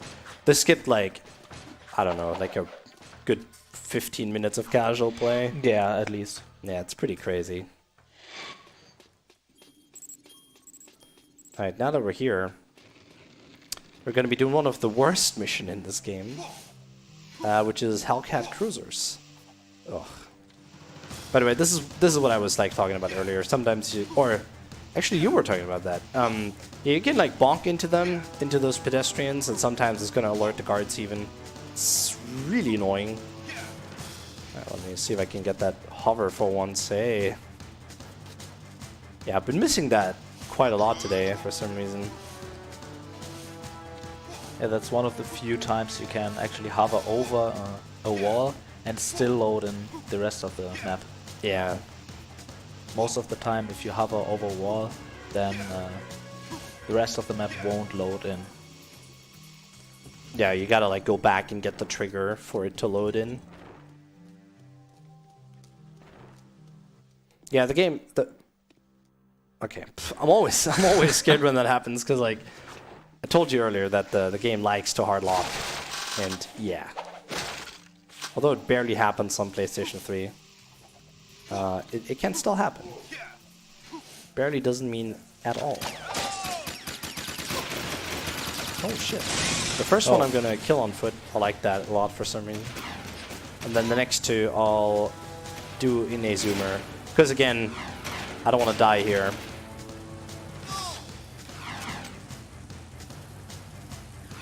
Also be using the yellow gun for these upcoming ones. Because I want to be saving some ammo for the next ones. The last ones, especially the last ones, it can cost you quite a lot of ammo. I want to make sure those I get proper.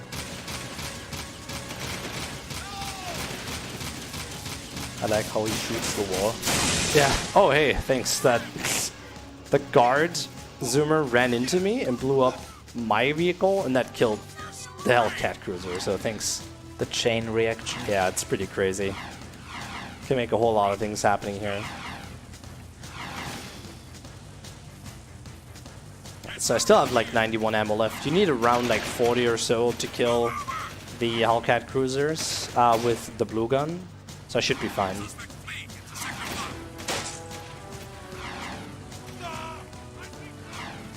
Oh, alright. Yeah, it's pretty tricky to drive around with these vehicles. Sensor handling is like a little bit different compared to the zoomer that I was previously using most of the time. And yeah, it makes it really hard in certain sections. Oh, boom. Oh yeah, that's completely fine. If I would have been unlucky, I would have like got hit once more, and it would have finished. It would not have finished the mission. It wouldn't? It would not have finished the mission because I died before it. So yeah. Did that actually happen to you once? Yeah, that happened. That happened before. It's happened before. So you wasted all of your ammo. Like I have very little ammo left to do the rest of the mission, and yeah. Coming up is the nightmare for every casual player. Yeah, but you know what? This mission's actually really, really interesting. To start it off, you can trigger the mission from down below, and when you move forward, it kills you like that, like the thing that is in the water that kills you during casual playthrough when you fall in. Just kind of like comes up and kills you. That's not too bad though. I got triggered that on purpose. Oh hey, looks like the fat guy fell into the water. Even casually doing this mission is the easiest if you try to do it fast. Yeah. Going slow has no use, but just... Oh, alright. Thanks. Yeah. It's a game. And yeah, it's not as bad, right? It's way worse than a casual playthrough. Yeah.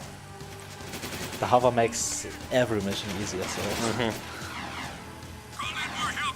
That's also a reason, like, this game as a speed game was disliked by a lot of people because it was just so hard.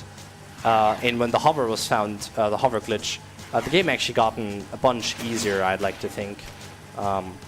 I started running before the hover, no, when the hover was found, like a half a year later or so.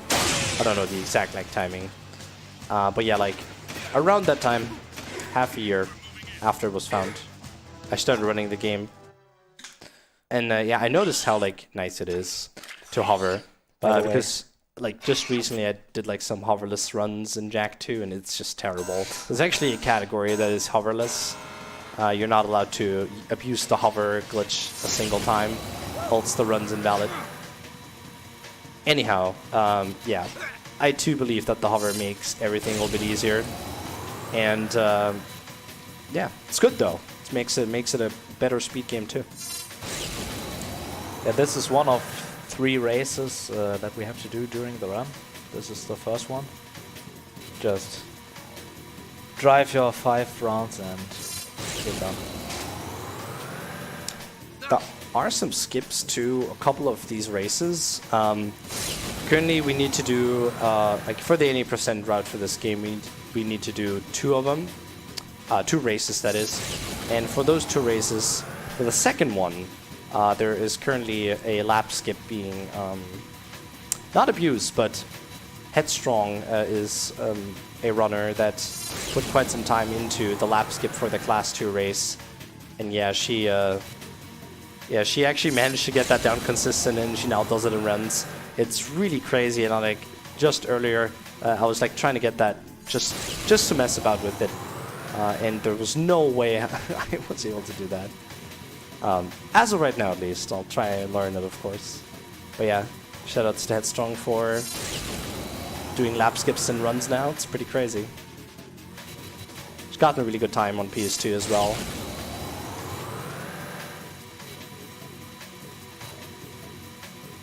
Alright, 2 more laps. Gotta finish up this one and another one after that. And if you have any donations, feel free to read them now. Yeah, go for it. Unfortunately, we still have no new donations. Viable fun. Can I ask, though, what would you recommend for someone who wants to pick up this game? There were a few people interested in the chat. Is there a Discord or something like that? There is a Discord, a Jack and Naxter speedrunning Discord. Talks about all of the games. Jack 1, 2, 3, and even Jack X, Dexter, and the game that nobody talks about. I think for this event, I'll mention it by its name. It's called TLF, The Lost Frontier. It's a really... Oh, great. Yeah, it's Jack 2 for you. Just hard-locked. Right, what mission were we on? Yeah, 30 metalheads. That's the mission that we were supposed to go to now. Yeah, we just finished the Class 3 race. Yeah, and the game just crashed. It's really silly. Yeah. Yeah, that's Jack 2. That's Jack 2. That's Jack 2 for you. But yeah, using the level select, we can go back there pretty quickly. Although this would technically make the run invalid because we aren't able to finish the run from a new save file since we got to make use of like an NG plus thing. But yeah, that's not too bad. Like for marathons, still pretty okay. Does cost some time to boot up the console though. Again, stuff like that. Yeah, the hard locks just are so random. Yeah. Like there's no real way to avoid them really. It's just kind of happens sometimes. So it's literally lost the run to RNG, I guess. Yeah. Anyhow, yeah, if you want to pick up these games, if you want to like speedrun them, I recommend checking out the Jack and Naxter speedrunning Discord. A link on that is on speedrun.com/Jack, JAK, and yeah, like go to the like the forum there, and there should be like a link. You can check that out. People there are really nice, really friendly. Yeah, just ask if there's like any tutorial for anything, or do like your own research. And if you have struggled with anything, just ask, and they're very likely to help you. All right, so we just got to see if the mission order is still intact. 30 metalheads. Might be that we have to do that thingy again. Where is it? The Haven Forest Metalheads? Yeah. Yeah. Well, the thing is, the mission orders kind of... The mission order's kind of messed up. I should have done like saves here. Yeah, just do the... Get seal... Can I just do the thing and then like go to the next mission? I think that's the best I can do right now. Yeah, just do that. Alright, so where is it again? Hunt Haven Forest metalheads. So yeah, there's gonna be 30 metalheads in this mission that we're supposed to like hunt down. What we would have done without a crash was drive to the Haven Forest and then do this mission. Yeah, exactly. It reminds me, I gotta switch around the camera option because I'm one of the few people who plays the game with inverted camera. I actually have a video on that, why I prefer to play in this very camera style, or with this very camera style. Although it is the opposite from what the console was. On the PS2, there was no option to swap around the camera style for Jack 1 and 2. But in the HD remaster on PlayStation 3, they added that in, which is really nice. But yeah, you can speedrun Jack 2 on pretty much any version. You just gotta watch out because all of the releases are their own subcategory. So PS2, PS3, and PS4, although they have like different names on the leaderboards, that's basically what they're designed for, to like keep each game separate from another, keep each version separate from another. Yeah, every mission, every version has like small but sometimes crucial differences. Yeah. Especially the PS4 version, although it has been released like quite some time ago by now. You know, it's like, when was it Half a released? year ago? That's like a quarter year. I don't know exactly when it was released. Like 4 months, I want to say. Yeah, the game was like released 4 months, but it still has like frame rate issues. Another thing that I find really annoying is that there are only limited input directions. So in the original and like on the original game for PS2, as well as on PlayStation 3, you have a variety of inputs you can do when using the analog control, like the analog sticks. On PlayStation 4, whatever, they only mapped a certain amount of like directions, and it's really annoying. Like whenever you're doing like a boosted uppercut, for instance, you can see how Jack kind of like snaps into these predetermined directions when doing a slow walk. So it's really annoying. Although you can speedrun the game on PS4, I don't really recommend it unless it's Jack 1 or Jack X. Those run, they don't run too bad. They're actually pretty decent. Oh, this reminds me, I don't have the Dark Bomb now, so I gotta...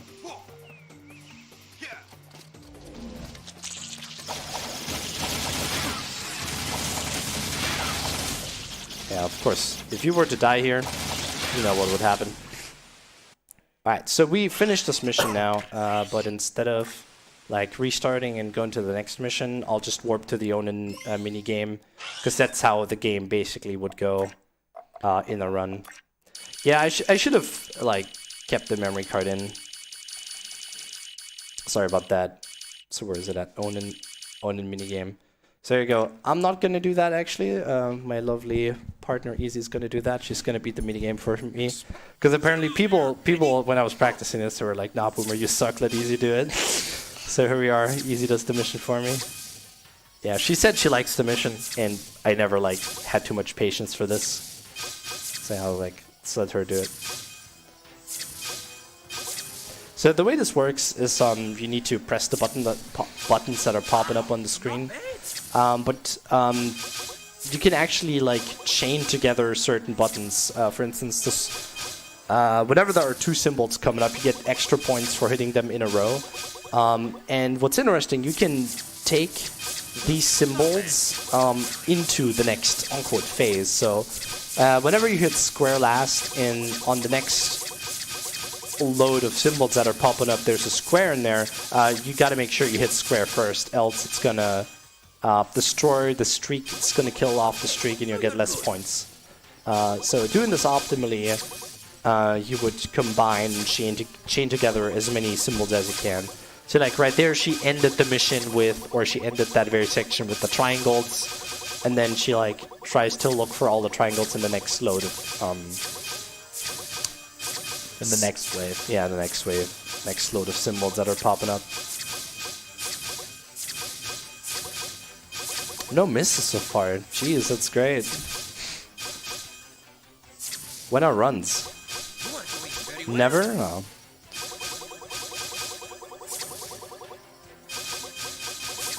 So there, she finished with the square, and then she like tried to finish, like she tried to start with square. Yeah, I am without words. You actually finished.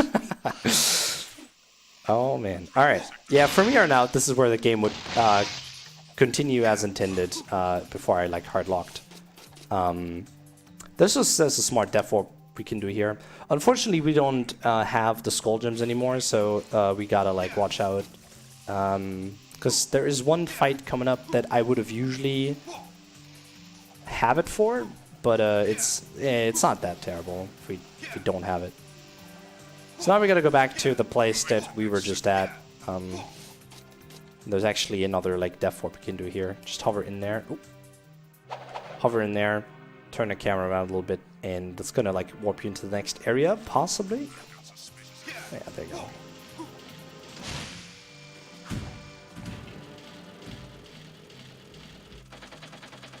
Leaving city safe zone.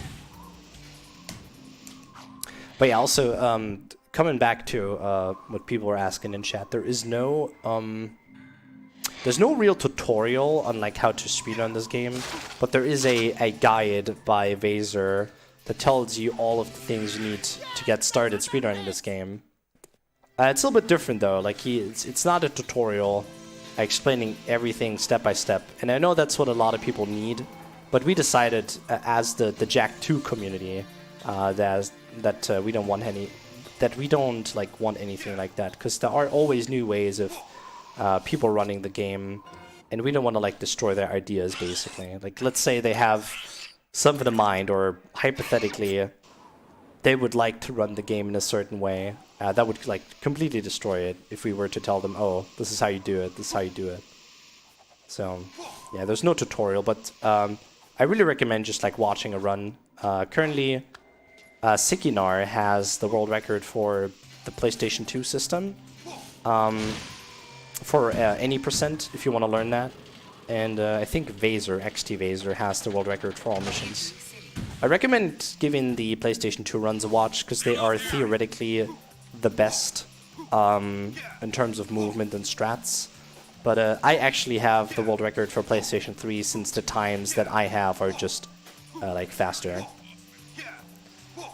This reminds me, actually, like if the boards were to be combined, I would not have the record for PlayStation, or not generally, I wouldn't have the record for all missions, because my time is like 2 or 3 minutes slower than the PS2 record.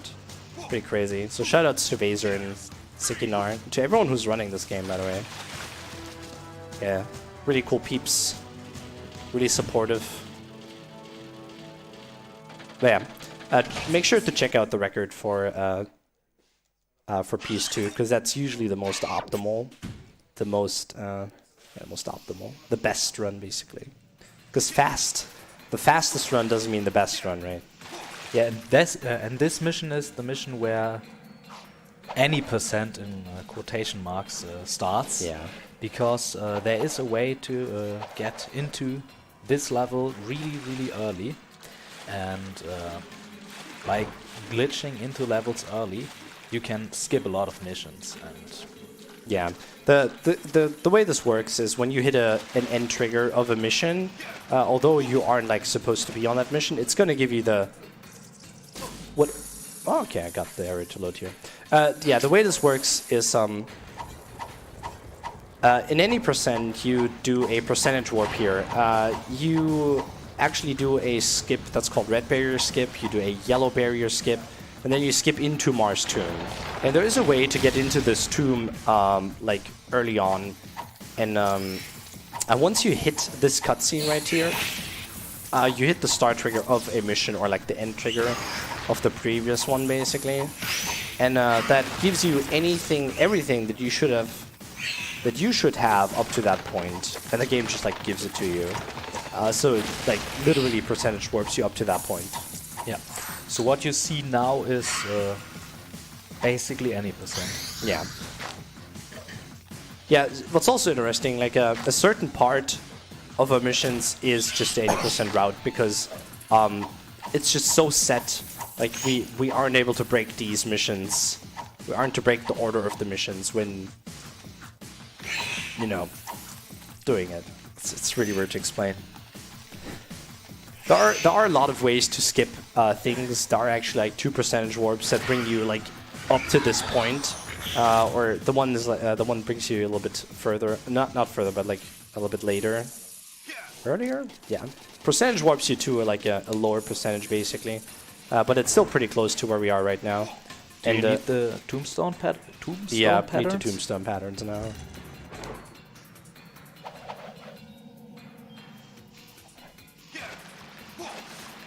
And right here, instead of doing the tomb as intended, we're just gonna go here. That's slow 8, isn't it? Low 7? Alright, I'll try out low 7. Yeah, it's low 7. It's low 7. Alright. So what this is a music puzzle. It's like a memory game, you know, where you flip over these cards that are on the floor. You flip them over.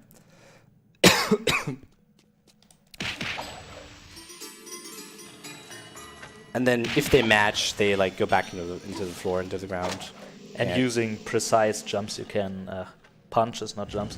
You can actually trigger two tombstones at the same time. Yeah. Yeah, the tombstones, they have 6 different patterns, but they're all set, and they can spawn in like different orders, or not different orders, but what's it called? They can, yeah, they spawn a single pattern, but what pattern it spawns, what pattern they are, is random.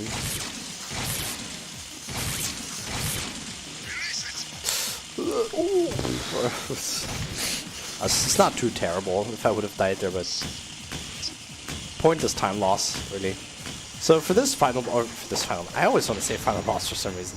For this fight, you want to like shoot these bombs towards him, and you can actually get in an extra bomb if you do it properly. But sometimes they blow up before before they reach him. The extra bomb, that is. Yeah, per phase you need to hit him 4 times, and it's possible to hit him 5 times per phase. And if you hit him 5 times, the next hit in the next phase is gonna deal double damage. So it's saving you a bit of time. Usually in all missions, you aren't like, you can just kill him in the final phase pretty fast using the Dark Bomb. But since I lost that earlier due to the hard lock, not going for that then. Since I lost that earlier with the hard lock, I'm not gonna be able to. Huh? 9? Alright, yeah. I was just about to say, since I lost like the Dark Bomb earlier, I can't like do that actually anymore. And it's not looking well. The spots he like shoots the bombs into is random, and I just like messed up. What the fuck?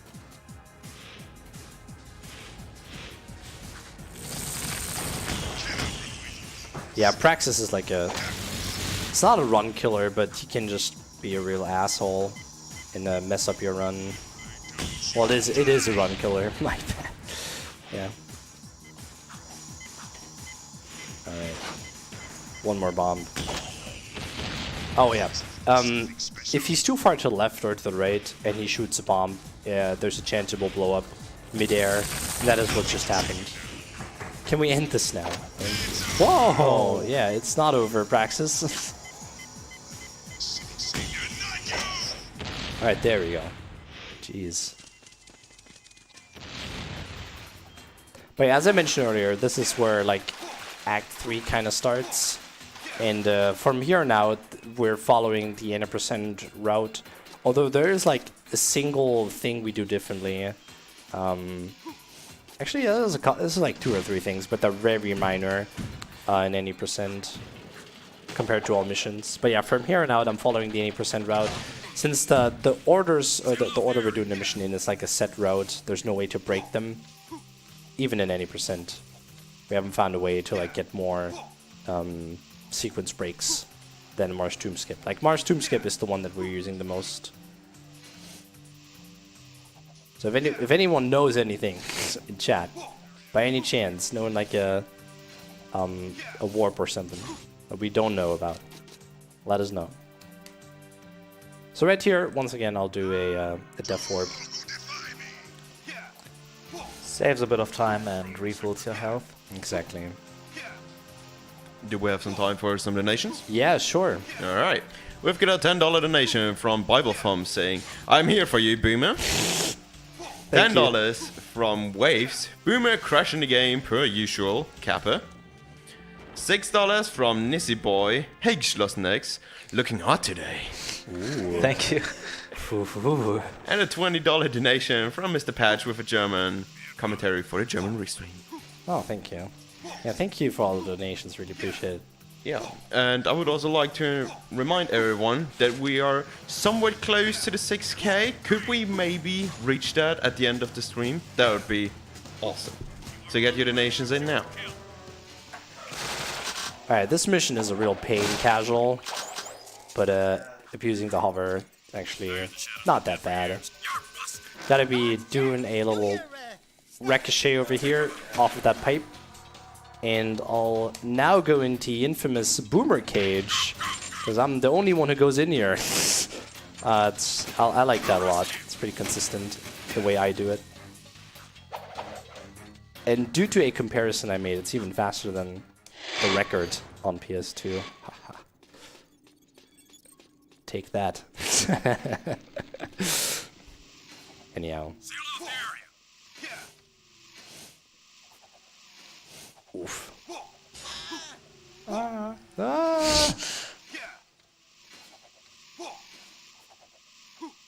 Yeah, what's up with the movement? Getting stuck on everything, that's annoying. I got the hover though. That's all that matters here. I'm gonna be restart warping into a new mission. We're supposed to talk to the glass on the minimap. We're supposed to go to the Hip Hawk and talk to crew to get this mission, but we can't just restart warp into it. Quiet, here comes Pretty. Yeah, watch out, here comes Pretty Boy. Okay, let's do this. Maybe he's talking about you, Gesh. Maybe. Maybe. Gotta say, you are looking pretty good today. Thank you. Kappa Pride. Kappa Pride. Do we have to? Yeah, I'm gonna watch out for them. There's gonna be some enemies spawning here. I'll watch out for them to spawn. Why don't you make yourself useful? Nothing spawned there. Gotta go over here then. Oh. It's really convenient. These guys usually look to like where the enemy is gonna spawn. Got any cheap trigger finger? Way to go. This is where I come in.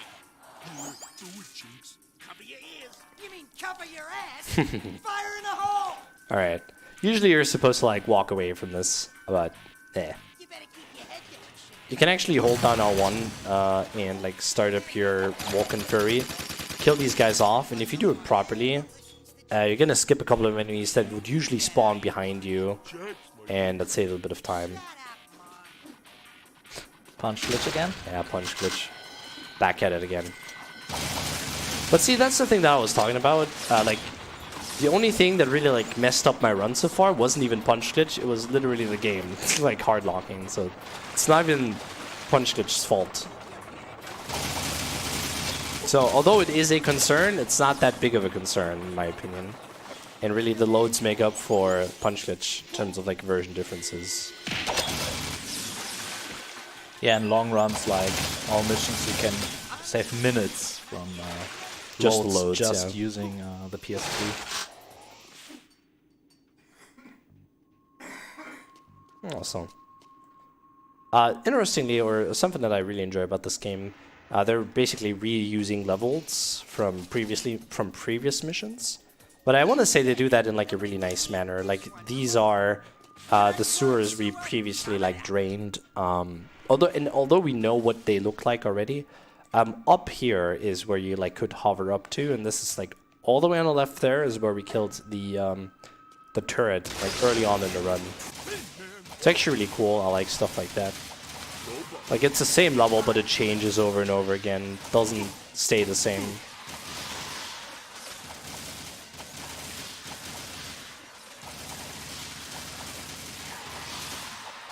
Yeah, I'm gonna be switching over to this gun over here. We want to have a little bit of leanway when it comes to yellow ammo. So using up the blue here is fine. It's just hearing Mog getting hit there. Well,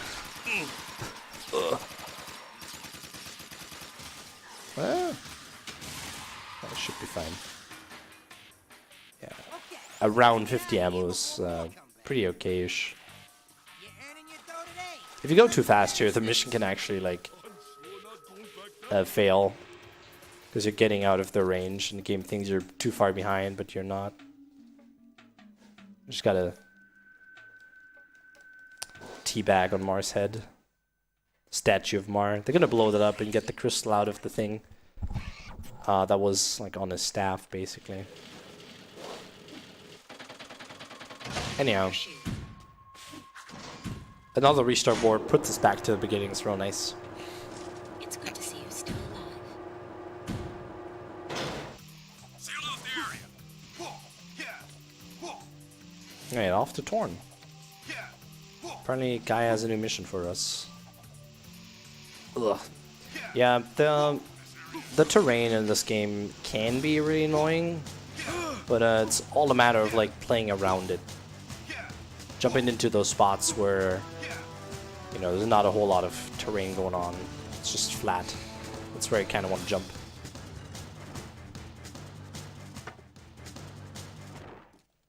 Alright, here, gotta kill some bomb bots. I think that's the first time we see them in this game, isn't it? I don't think we've seen them any earlier.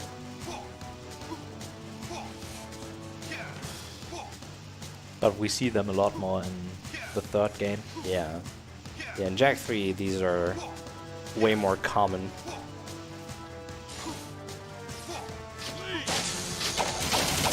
You can get stuck under them and shoot and spin. I killed them off pretty fast, as you just saw. Yeah, we can use punches and gunshots to damage them at the same time, so Yeah. they'll die really quick.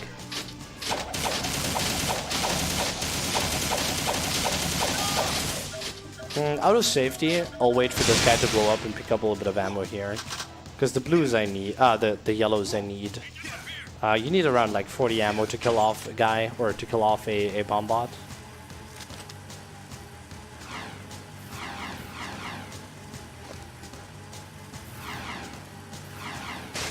Oop.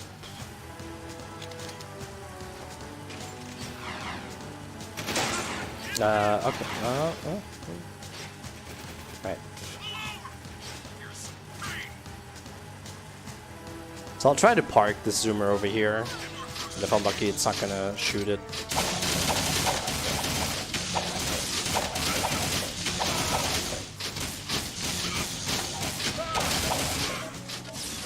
Alright, still there, but the zoomer that was right over here is a little bit faster to pick up, so I'll just get that. Nice shooting, my boy. Good work, Jack. Nice shooting, my boy! Oh! Yes, it's Jak 2.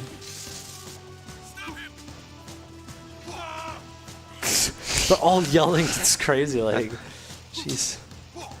I mean, to be fair, we were just running around with a gun in our hands, so I guess they're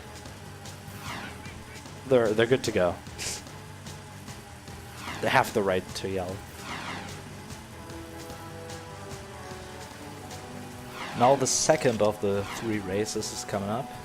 It's called the Dexter Race, since you're only racing with Dexter. Yeah, Jak and Dexter, they get, I don't know, in like this story, they're having a little fight. Not necessarily Jak and Dexter, but Dexter needs to take over for Jak for this race, since, yeah, Jak's like, nah, fam, not into this right now. And yeah, this is the race I was talking about earlier, where Headstrong does these lap skips, are pretty crazy. You would do them the following. Right here, you like slow down a little bit, jump, and if you're lucky enough, and if you boost at the right time, you can jump over. Like you can actually skip a little bit of the driving.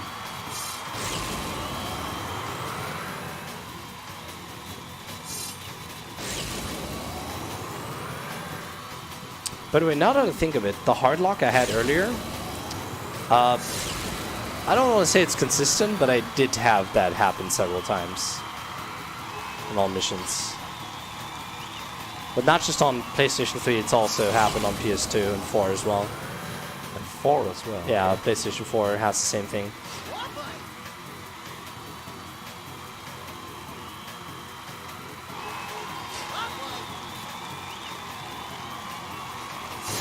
Maybe because the track is still loaded in, and Maybe. it kind of messes up the loading zones. I don't Yeah, know. that could be something. Maybe we're just going too fast for the game. Maybe.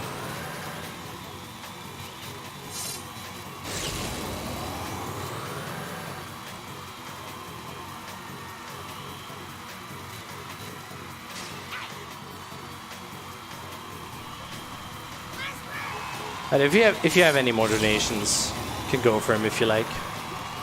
We do have one from Robin with a $4 saying, sharing some of my heart's full, having a good marathon, everyone.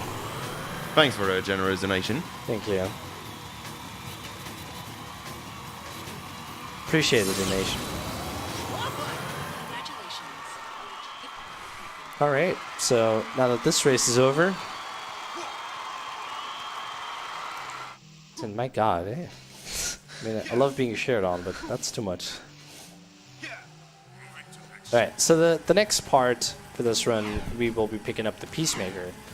You've seen Sig use the Peacemaker in like earlier missions, in one mission to be exact, the pumping station where we escorted him.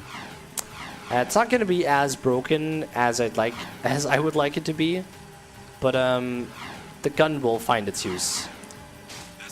Yeah, it's really good for dealing damage to bosses. Yeah, it does a lot of damage. That's a lot of damage. Not even flex tape could fix it.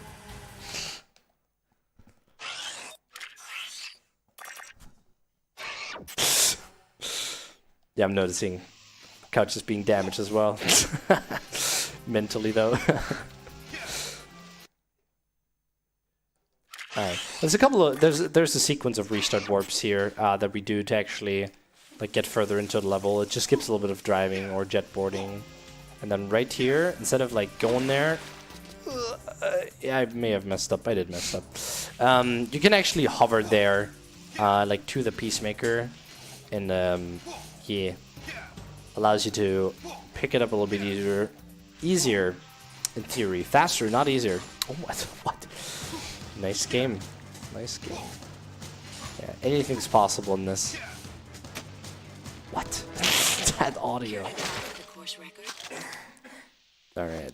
So, right here I'm gonna be picking up all of these boxes. Fortunately, we don't have to do a Peacemaker gun course. Yeah. And here, coming up, is one of the worst missions for casuals. I've seen people sit on this mission for several hours. It was like, as a runner, it's really tough to, you know, to watch that. People like just genuinely trying for 8 hours to beat this, and then they are not getting anywhere. The infamous arrow race. You know, it's the infamous arrow race. It's really not that terrible. Like, all you gotta do is get good. I'm sorry, but like, that's all you gotta do here. Just practice the thing a little bit. Learn how to like drive around corners. Go off of the gas a little bit and like slow down. And one thing that a lot of people like overlook, you can actually press R1 or L1 to jump. And you can jump around corners like that. You can like lean into corners. And by pressing R1 or L1 a whole bunch allows you to go faster around those corners. So abusing that, the race is really not that terrible. But yeah, again, it always breaks my heart whenever I see like a casual streamer trying to beat this, and they're like, nah, I can't get this. I'll be back tomorrow, guys. And then you never see them again. Yeah, playing Jack, that is. What makes it harder is... Alright, so, hold on. Yeah, I just missed the ring. And if that happens, I gotta finish the race ringless. You can actually beat the race without collecting any other ring once you missed one. Or actually, you don't even need to collect a single ring at all. You just gotta make sure you're not hitting any other ring from here on out. If that's happening, you gotta like restart the entire race, and that's obviously something you don't want to be doing. But Errol is getting really close. It's getting really close, and oof, what am I doing? Yeah, he's getting closer because Every ring gives you a small speed boost. And yeah, if you're doing ringless, you No. are not getting any speed boosts. Are you telling me, now that I was just bragging about how well I can do this and how good I am at it, I'm messing this up? Are you serious? Oh, yeah, it certainly looks like it, though.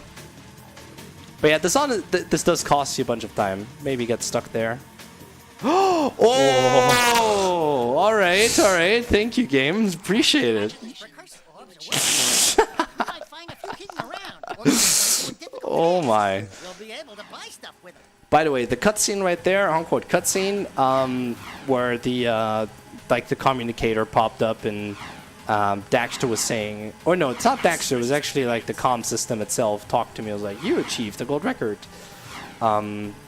And in addition to that, Dexter talking to me that these are precursor orbs and I should pick them up.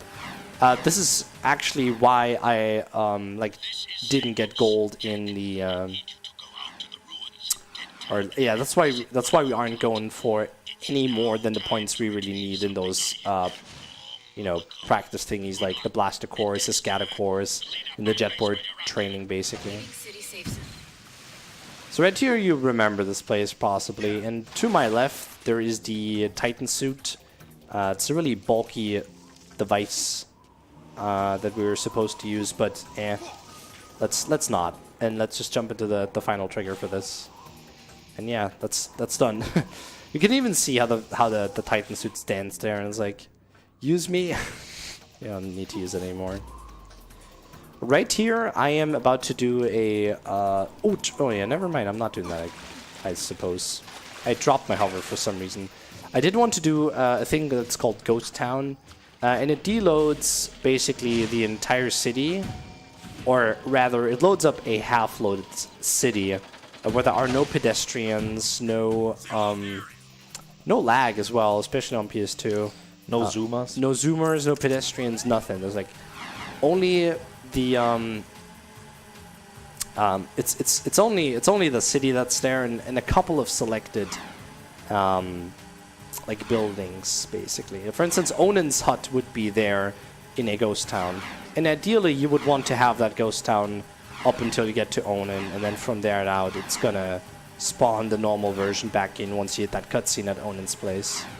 You'll see a second, like you'll have a second chance at seeing the ghost town later on. It's not going to be for too long though. We're just going to be abusing that for a little bit. Also, right here I am doing the yellow barrier skip. This is what you would do in any percent to get into this section, but it's like a tiny bit faster to actually if you don't have ghost town up, this is what you could do. Do the yellow barrier skip and get to Onan this way.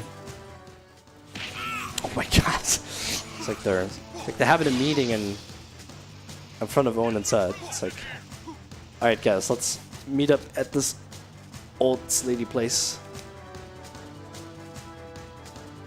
It's another death warp here. You're actually going to be seeing the same death warps over and over again because, yeah. Obviously we gotta go from A to B. Several times, or from one place to another, and doing so, it requires us to go through the same areas. And then here's another death warp.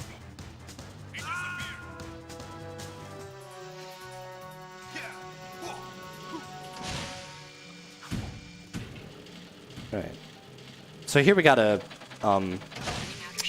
or we got the life seed. Now we gotta protect Samos.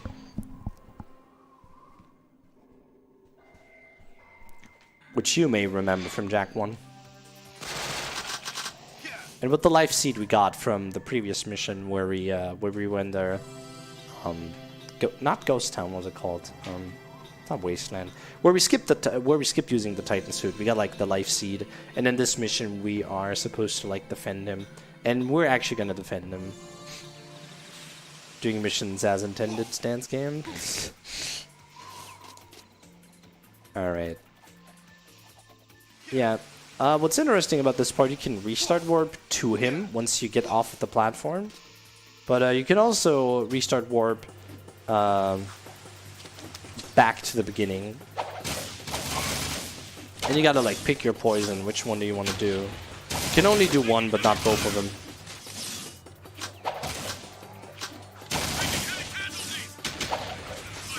This mission is really good for collecting any ammo, since most of the guards drop ammo if they die. So what's really interesting, this game gives you any sort of ammo you need.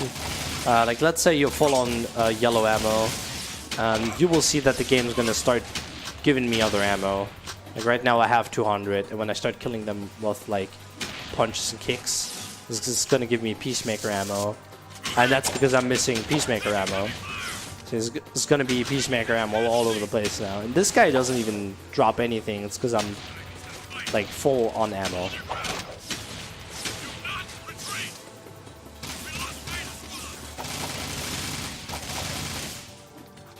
You want to make sure you shoot off these flying guys.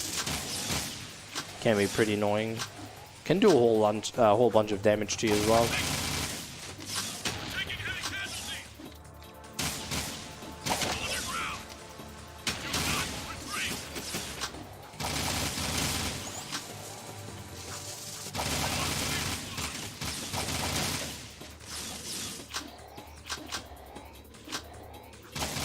In this mission you mostly run from left to right and clear all the guard waves. Just gotta watch out a little bit with my ammo.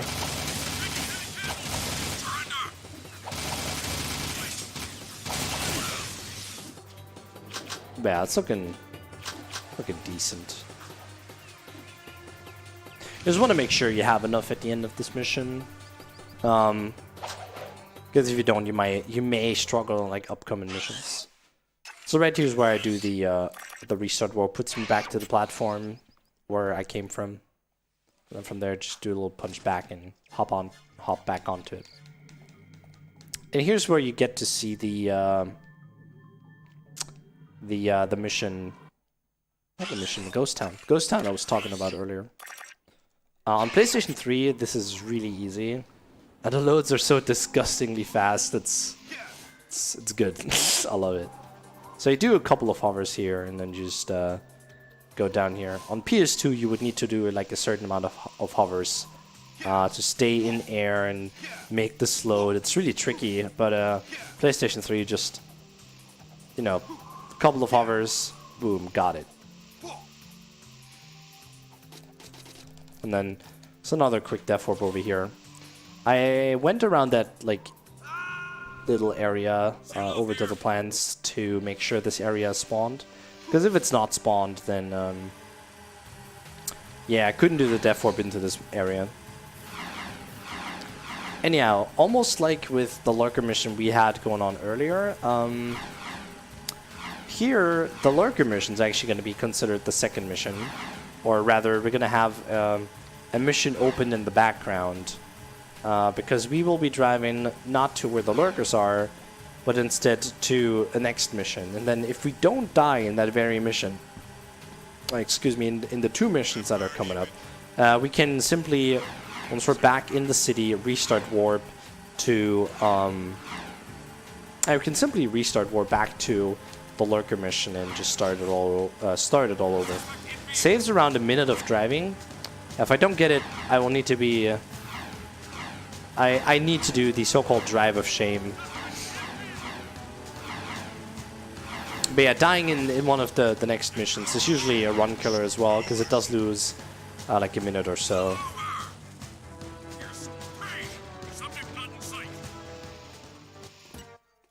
Alright. The first part's actually not that hard. Just gotta hover up here. And this is another great example of games having their end really close to the beginning. And there you go. It's mission number 1. It's pretty quick. Yeah, especially the next mission, the drill platform mission, is notorious for you dying. So, like once you do a single mistake, it could mean game over, basically. Game over. Could result in you dying in this game. Yeah. So right here, as you're seeing, using the Titan suit, we're going out of bounds a little bit. Yeah, skipping a whole bunch of stuff we were supposed to do with it, but yeah, no need to do that. No need to do that with this lovely skin. But we gotta go back in bounds around here, and then from here we just continue on As normal. yeah, as normal. The skip's around like a minute and 30 of gameplay. It's really nice. So right here, I'll be hitting the switch and I'll be lining. Oh, nice, got it right away. I have like a lineup where I activate the swan switch to the right. Kind of get stuck in between the wall and the lever or the switch, whatever you want to call it. And like I aim to this other green switch over here. It saves a little bit of time. And yeah, it allows us to progress further.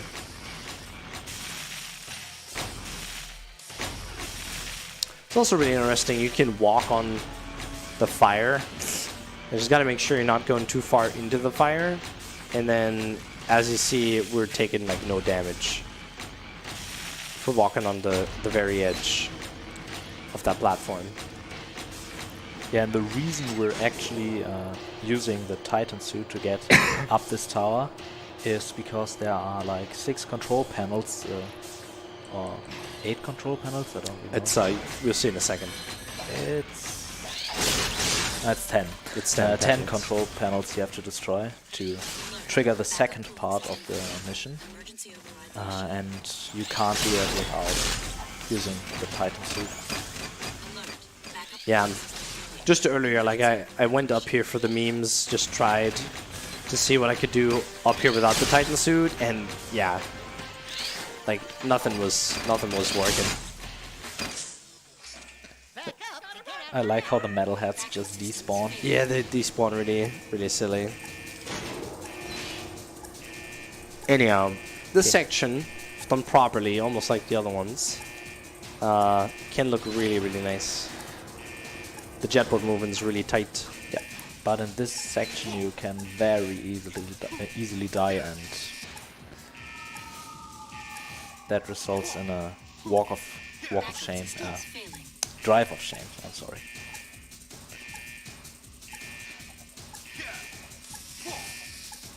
Nice. Yeah, that was good. Good job.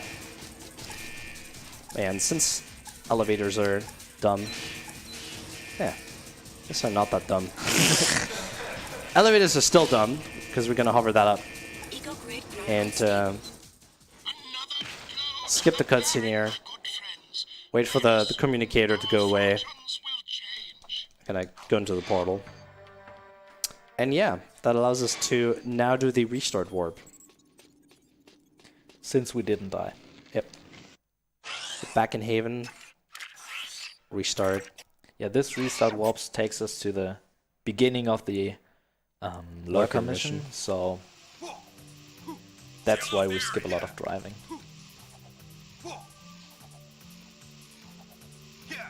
At this point, it's not too bad if you don't pick up a zoomer right away. Just gotta make sure, as you're getting closer, you want to pick up any vehicle of sort. I'll just take this one for now. Yeah, and you want a zoomer that is already driving in the direction you want to go. Yeah, exactly. Else you need to make a turn with the thing you got.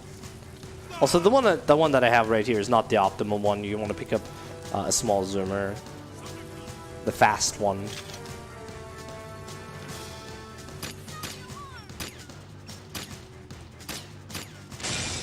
All right. If I've done this raid, should be able to. Yeah, nice. He's gonna walk in by himself. I'll also switch to vehicles here. So as you can tell already by the speed, this one's a lot faster. There was just nothing around at the time, so you gotta get one at least, else the lurker's not gonna follow you.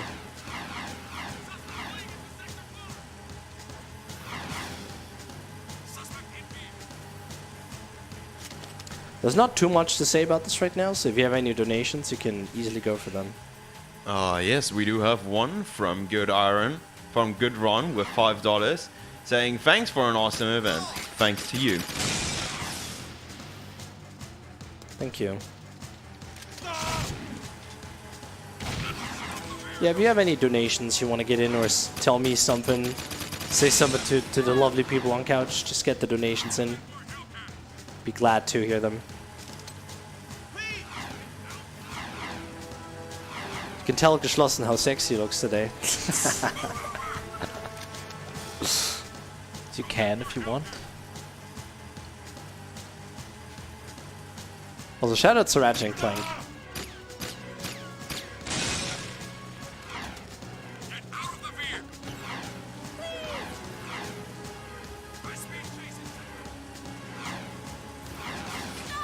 This mission can go terribly wrong, by the way. I don't even want to mention it, because I'm pretty sure, now that I've mentioned it, it's gonna go terribly wrong. But, oh yeah, no, that's alright. The lurker can actually fall into the water, but using a couple of alignments or a couple of setups, it's very unlikely that that's gonna happen. Oh, okay. Alright then, sure. If the lurker does actually fall into the water, the mission instantly fails, and Yep. you have to do it all over again. As usual, good old Jack. Jack 2, that is. Yeah. Usually you're supposed to take like the zoomer here, but yeah. Didn't want to get another one. Didn't see anything walking around there. Oops, sorry. So here's Class 1 race, that's the final race. Last of them all. There's potentially something really funny that you might be able to see. I don't know if it's gonna happen. I can't make it happen either, it's just gonna happen or not. It's gonna be hilarious though.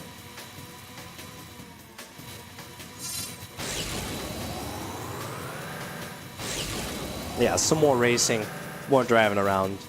So if you're into driving around in any speed game, this might be something for you.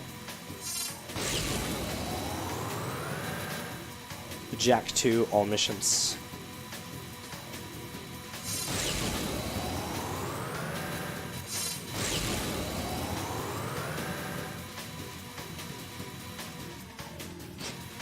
Oops. Ugh. And just like with every of the 3 races, five laps, and it takes around 2 minutes.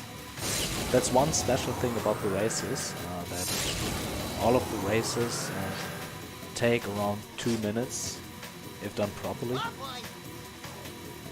Well, now that we have the lap skips for Class 2, a really good Class 2 race takes 1:30. I think the record is actually by Headstrong, and it is 1:30 or 32 if I'm not mistaken. Yeah, I need to like take a look at the timer, like at the times actually, to know exactly. But yeah, 1:30 for the previous race is a decent time. So it's a very good time actually, not decent. And it's gonna happen. Ah, damn it. Sometimes when you're going really fast and the AI is just being really slow, they can all get stuck in that very, like, what's it called? Like, passage I was going through, and they can all blow up. I had it happen so that only one driver was left one time. It was really hilarious. Oh! Nah, Sha. Nah, it didn't work, unfortunately. I thought I was gonna hear some explosions.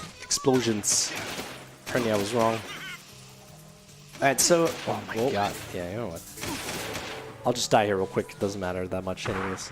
As soon as you're getting out of the race, the guards are chasing you because in the story, Jack like won the race and like Errol killed kind of himself, I guess. He's gonna come back in Jack 3 though. Spoilers. Yeah. The guards are chasing you like crazy, and you just gotta make sure you're not getting hit. But sometimes they're just stun locking you, and you can't even get out of it. So that's what happened right there. There is like another like wanted level basically that is specifically made for this section right there. From what I know, that's how it works. The game also has like wanted levels. Do you want to explain them? Because I think you know more about them than I do. Sure. There are two separate wanted levels. One wanted level is like having 1 star, then the guards will chase you and will only attack you with their like electric strike from their weapon, and no guard ships are chasing you. But if you proceed to kill more guards or more pedestrians or guard ships, then you'll trigger the second wanted level, like having 2 stars in GTA, and then guards will fire at you with their blasters, and the guard ships are gonna chase you and going to try to crash into you. And after the mission, we just finished the race. There is like a secret third wanted level, where even more guard ships are chasing you. Alright, we won a card. We won a visit to the Baron's Palace. And yeah, that's it. That was the Baron's Palace we just visited. It's actually really interesting. Once again, the end of the mission is very, very, very close to the start. And abusing that, we can actually do a quick hover over a wall, and we just, you know, go from the start of the mission to basically the end in a really short amount of time. And once we've done that, we do I go back into the elevator, and from there I do a restart warp, and that puts me back down. Saves a bunch of time compared to like actually exploring the palace. Alright, coming up is the War Factory. And this requires a pretty precise hover. I didn't get the angle just right. It's actually not that precise, but requires a hover that will take us to the end. You need special black ribbons for It's the longest hover in the game. Probably the longest, yeah. Are we there yet? Are we there yet? Are we there yet? You can actually like take a look at the map as well when you're running this, but it's like slow. You gotta open the menu and like take a look at it. And here we just went from the start of... Ouch. We just went from the start of the mission basically all the way to the end using that hover. Yeah, watch out now. Yeah, this one likes to get stuck back there. Alright, and here we're doing another restart warp. That will bring us back up. And also refill our health. To start off the fight, I'm collecting these boxes to my right with the jet board. Yeah, with the hoverboard, with the jet board. Because later on, when I shoot those boxes, that's specific to the crew fight, they will come back to me flying. It's really crazy. So whenever you see me get ammo out of nowhere, that's probably what just happened. I just got some ammo by shooting these boxes all over there. So what you got to do here, the boss has a couple of phases. They're gonna snipe that. Ooh, so cool looking. So here's where the Peacemaker ammo comes in. Oops. Ideally, you want to shoot these guys off of the stage, because I killed some instantly instead of requiring 2 shots.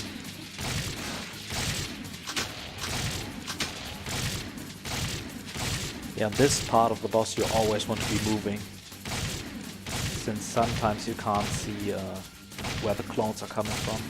Yeah, they can come from behind. They can spawn from behind even.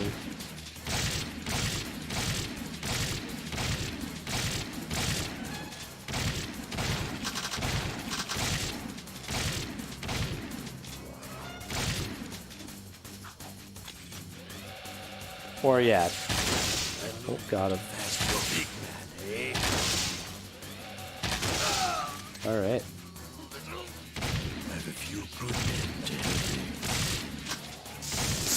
Alright, yeah, I gotta watch out here now. If I get hit 2 more times by these guys, or once more by crew, I gotta do the entire fight all over again. And that's a really annoying fight to do, since it takes so much time.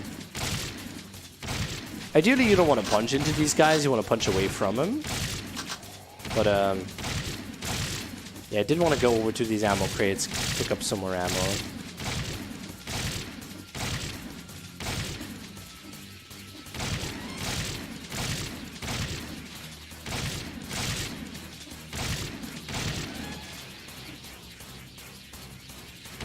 What's happening? Ah, here he is. Now I have you. Alright, crew.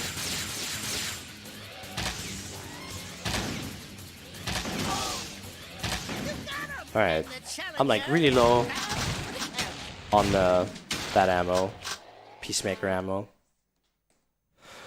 I'm also really low on health, so I have like 2 health left, but that should be fine. Gonna do a safe warp later on. Safe warp, oh, Death Warp in a mission. And here's another mission that I really don't like, so I'll just hand over the controller to Easy.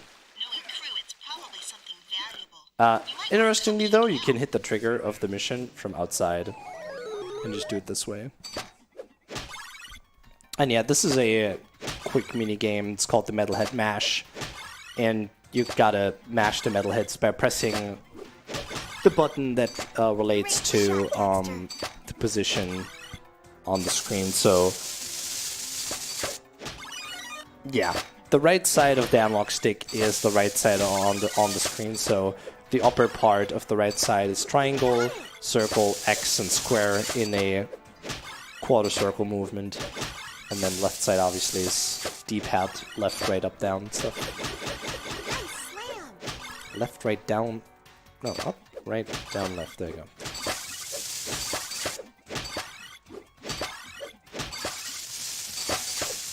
Yeah, you have to reach like 1.5k points to finish the minigame. Isn't it even like 1.4? 1.4, I think. Oh. I don't even know. Like, I just do this until I have all the points I need. I don't even care. I know that it takes around 2 minutes, including the time you need to take, or the time it takes to get to this mission takes around like 2 minutes or so. So I want to say like 1 minute and 30 to finish this off. It's not too terrible.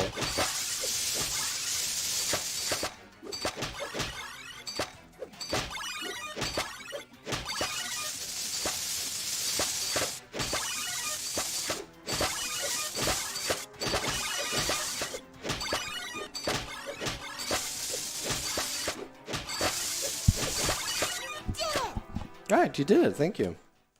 Yeah. It can actually happen that the game crashes right there. Even on PlayStation 3, it happens a lot less on PS3, but can still happen. Just recently had a run that was on sub 1 pace. This is the one thing that everyone's kind of looking for these days in terms of any percent with this game. Trying to get a sub 1 run, but it's pretty tough. Anyhow, we're going to be doing underport skip here, which allows us to skip the entirety of underport. Well, not the entirety, but one part of underport, where you're supposed to take the Titan suit and like go to Sig. I gotta find Sig with the Titan suit and underport, but we just go to where we would find Sig on foot. A little bit more convenient. I'll actually die here real quick since I'm on 1 health and I don't want to like get hit.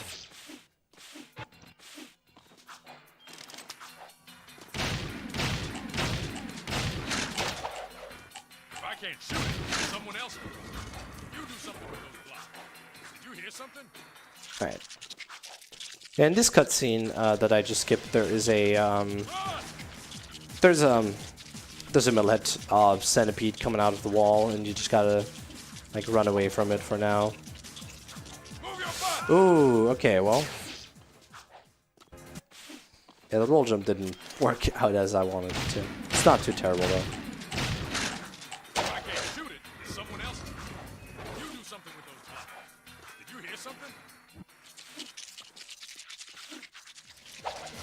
Oh, yeah. It's very awkward that they gave you this camera right here. It's really silly. I don't know why they did that. Like, why would you want to introduce like a new mechanic like very late into the game? It's not even a mechanic. It's just very unusual from the normal play. Oh my god, That was close. that was really close. Almost fell off. But yeah, this I want to say this is the first time that the camera even like is in that very position.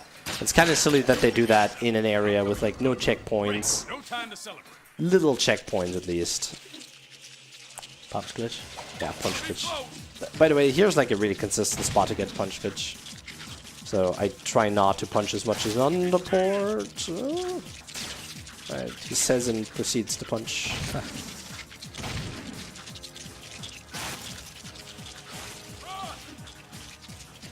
Yeah, this mission is a nightmare, casually. Yeah, like take a look at the camera angle. It makes it really awkward to like jump around. I would imagine if you were actually in like first person, it wouldn't even for third person. Like you were like this entire time. I don't even think it would be that terrible, but it's just it would be super easy. yeah. But it's really just a camera angle that's making this so awkward. All right. This is Kira. Thanks for getting the artifacts, guys. Hey, Kira, you're welcome. The time map had a bunch of old coordinates in it. Come see me at the stadium. All right, I want to pick up that zoomer here, because this drive we're about to do is pretty heckin' long. So, if there's any donations, be a good chance to read them out. Sadly, we don't have any donations right guys. now, but I would like to encourage everyone to get maybe to the milestone of 6K and get some donations in. And yeah. Yeah, that'd be cool. We're pretty close. It's only like 600 left. I'll get those donations in. So the city right now is in the fighting state, or invasion state, whatever you want to call it. Yeah, metalheads ran over, or are actually running over the city, and all the guards are fighting them. The pedestrians are running away and stuff like that. It's really cool. Spend a bunch of time in this area, in the state of the city. It's really fun. I'm sure you did as well, right? Yeah. Yeah. Especially as a kid. I had a separate save file For just the state. for this invasion state to Nice. mess around and kill metalheads. Yeah, it's really fun. Like, you were exploring these areas, the city itself, this entire, like, playthrough, or speedrun in this case. And all of a sudden, the metalheads are there, and you gotta like, fight them. As a kid, that was, like, really fun. Yeah. Sadly, we aren't going to participate in the fighting in the streets of Haven City. We're going to actually help to solve the problem all along. So here, you're wondering why there are two Samuses. It's because Jack 2 plot. It's a pretty messed up. At the end of Jack 1, you find a time machine. You go back into the future. Wait a second. Yeah, the plot's really messed up. I have a hard time explaining it right now, but basically there are two versions of each character in this game. Yeah, two Samuses. Well, not two Kiras, I believe, but two Jacks. Two Jacks as well. Yeah, true. Well, we're playing the same Jack like all this time.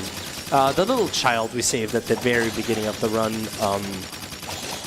or even the one that we escorted, that's us, but in like small. Spoilers, by the way. Spoilers, yeah. Sorry. I mean, come on. This game's like, how old? If you haven't played this by now, it's like your own fault. 2002, maybe? Or 3? I'm not quite sure.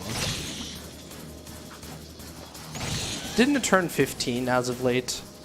Yeah, I think it. Yeah, this game's like 15 years old. If you haven't played this by now, what have you done? You're doing something wrong. You should play this. It's a really fun game. It's like really is a gem of the PlayStation. Yeah, PlayStation generally. All right. Jack. Core. Construction. Ooh. Site. All right. This area is off limits. Ooh, okay. Here we're gonna take this guard zoomer. It's really nice in this like very last phase. of the city, or not phase array, and the state of the city where all these metalheads are flying around. You can just metalheads. While these metalheads are on the floor fighting the guards, you can just pick up any zoomer you like without alerting the guards. Really, is really cool. So I always picked up this zoomer right here. Always liked that a lot. Felt really nice to drive around with it.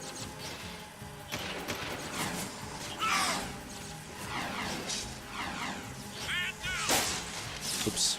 This is actually one of the last drives we're gonna have to do. Yep. There's only gonna be jetboarding from here on out. Yeah, next we have to go to the construction site and trigger a cutscene. But especially the construction site is very notorious for crashing your game.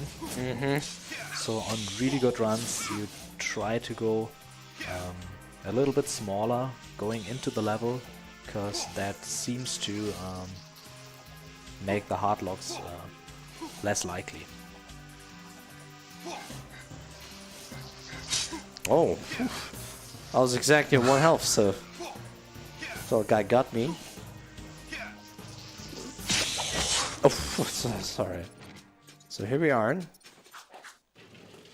We're not gonna go in though, because that's boring. We're just gonna wait for it to open up itself. And in here, I'll do a quick restart warp, because I am on only 1 health. And restart warping here, you can actually like walk back out. It's pretty fast. And it also refills your health. And if you were to get hit here, it saves you like lose a little bit of time. It's very unlikely, and you're gonna be doing a death warp here anyways. But yeah, extra health, being on full health, it's always a little bit better, I'd say. So here we are close to the end. Gonna hover over to this huge cannon that we're gonna power with the stone that we fought the Baron for. And in here, we're gonna go to the final boss, which is actually the guy at the very start of the run that you've seen, Core, the dude we defended. And I'll actually show you a neat little trick that you can do. It's not usually like done in runs, but you can go out of bounds and fight the guy. You don't even like need to hover for that. And you can just shoot him from up here. It's a really like easy strat to do. And like when I was like first starting my runs, that's exactly what I did. It's not the fastest to do, but oh shit. Oh, what's that guy doing up there? Yeah, you can get hit if you jump. Yeah, if you jump you can get hit. But if you don't jump like that, it's not that terrible.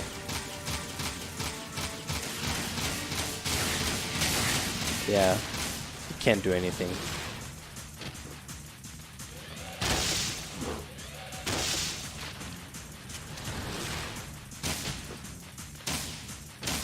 Yep, doesn't hit us. Nope. I'm sorry. The poor boss. Can't do anything about this. Like he's trying. Nope. And almost getting close to time here. End time.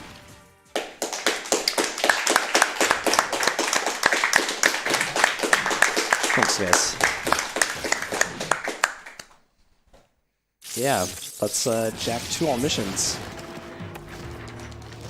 It's really fun. It's a really fun speed game. Personal belief here, I want to say that Jack 2, as of right now, is like the most fun. Especially Jack 20% is like the funnest, the most fun category to run out of like all the games. My opinion, of course. But yeah, if you want to pick this up, make sure to check out speedrun.com/jack or Jack2, and you will be able to get a link to the Jack and Dexter community Discord, speedrunning community Discord, and yeah, you can pick up all the strats, learn the game, stuff like that. But actually, I'm gonna be showing off something real quick if I can. Talk about being in the wrong time at the Alright, right there, just heard a little beep. Hey kid, you take care. Oh, and trust me on this. And another Stay one. away And from what just happened is we actually found a debug mode for this game as of late. You can slow down cutscenes. By the way, the small kid right there that's us. This is so silly.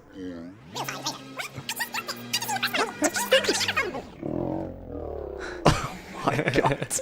This is great. You can do a lot more with it though. If you slow down a cutscene like 100% or 10% or whatever, you can even like enter the cutscene itself.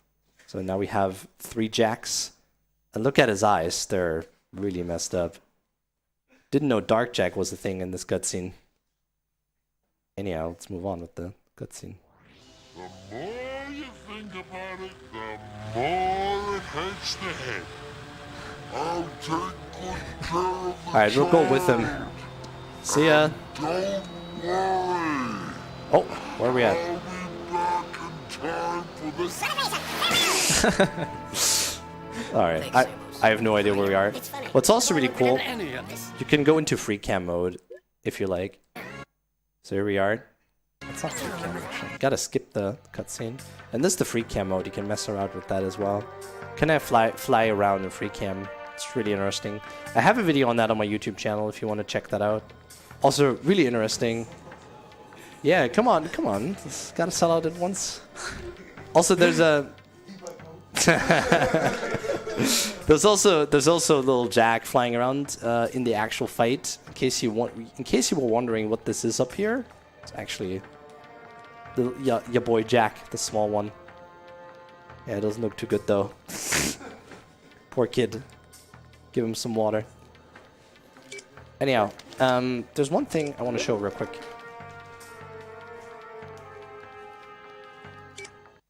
Yeah, the debug mode thing is a little bit tricky. There we go. Anyhow, you can go to any part of the game you'd like to. And I'm going to show you something really cool that has been found quite some time ago. But and not a lot of people know about. And that is that there is a secret orb on the port itself. Usually there are 286 orbs in this game, but using this neat little trick, the debug mode, you can also do this with just the hoverboard if you really wanted to. You could like hover out of bounds. But once you escort it, or once you use the once you use the Titan suit and you are close to Sig, you can actually like go back into the room that you came from, and over here onto the right there is a secret precursor orb that is in the game, and that anyone can like pick up if they really wanted to. Just kind of like get out of the free cam mode. And yeah, here it is. That's the secret precursor orb. So technically there's 287 orbs in this game. These precursor orbs are worth a lot now. Yeah. We might find a few hidden around, or get some doing difficult tasks. That We'll one be is able to especially buy stuff hidden. with 'em. Yeah, that one's really well hidden. So if you're gonna find this in your casual playthrough, yeah, good job. I respect you for that. Also, I might be able to end this with a really nice looking hardlock. Because you can also make the Titan suit fly. There's also the section that we just skipped earlier. If it's gonna go well. Might be able to skip everything. Might be able to crash the game.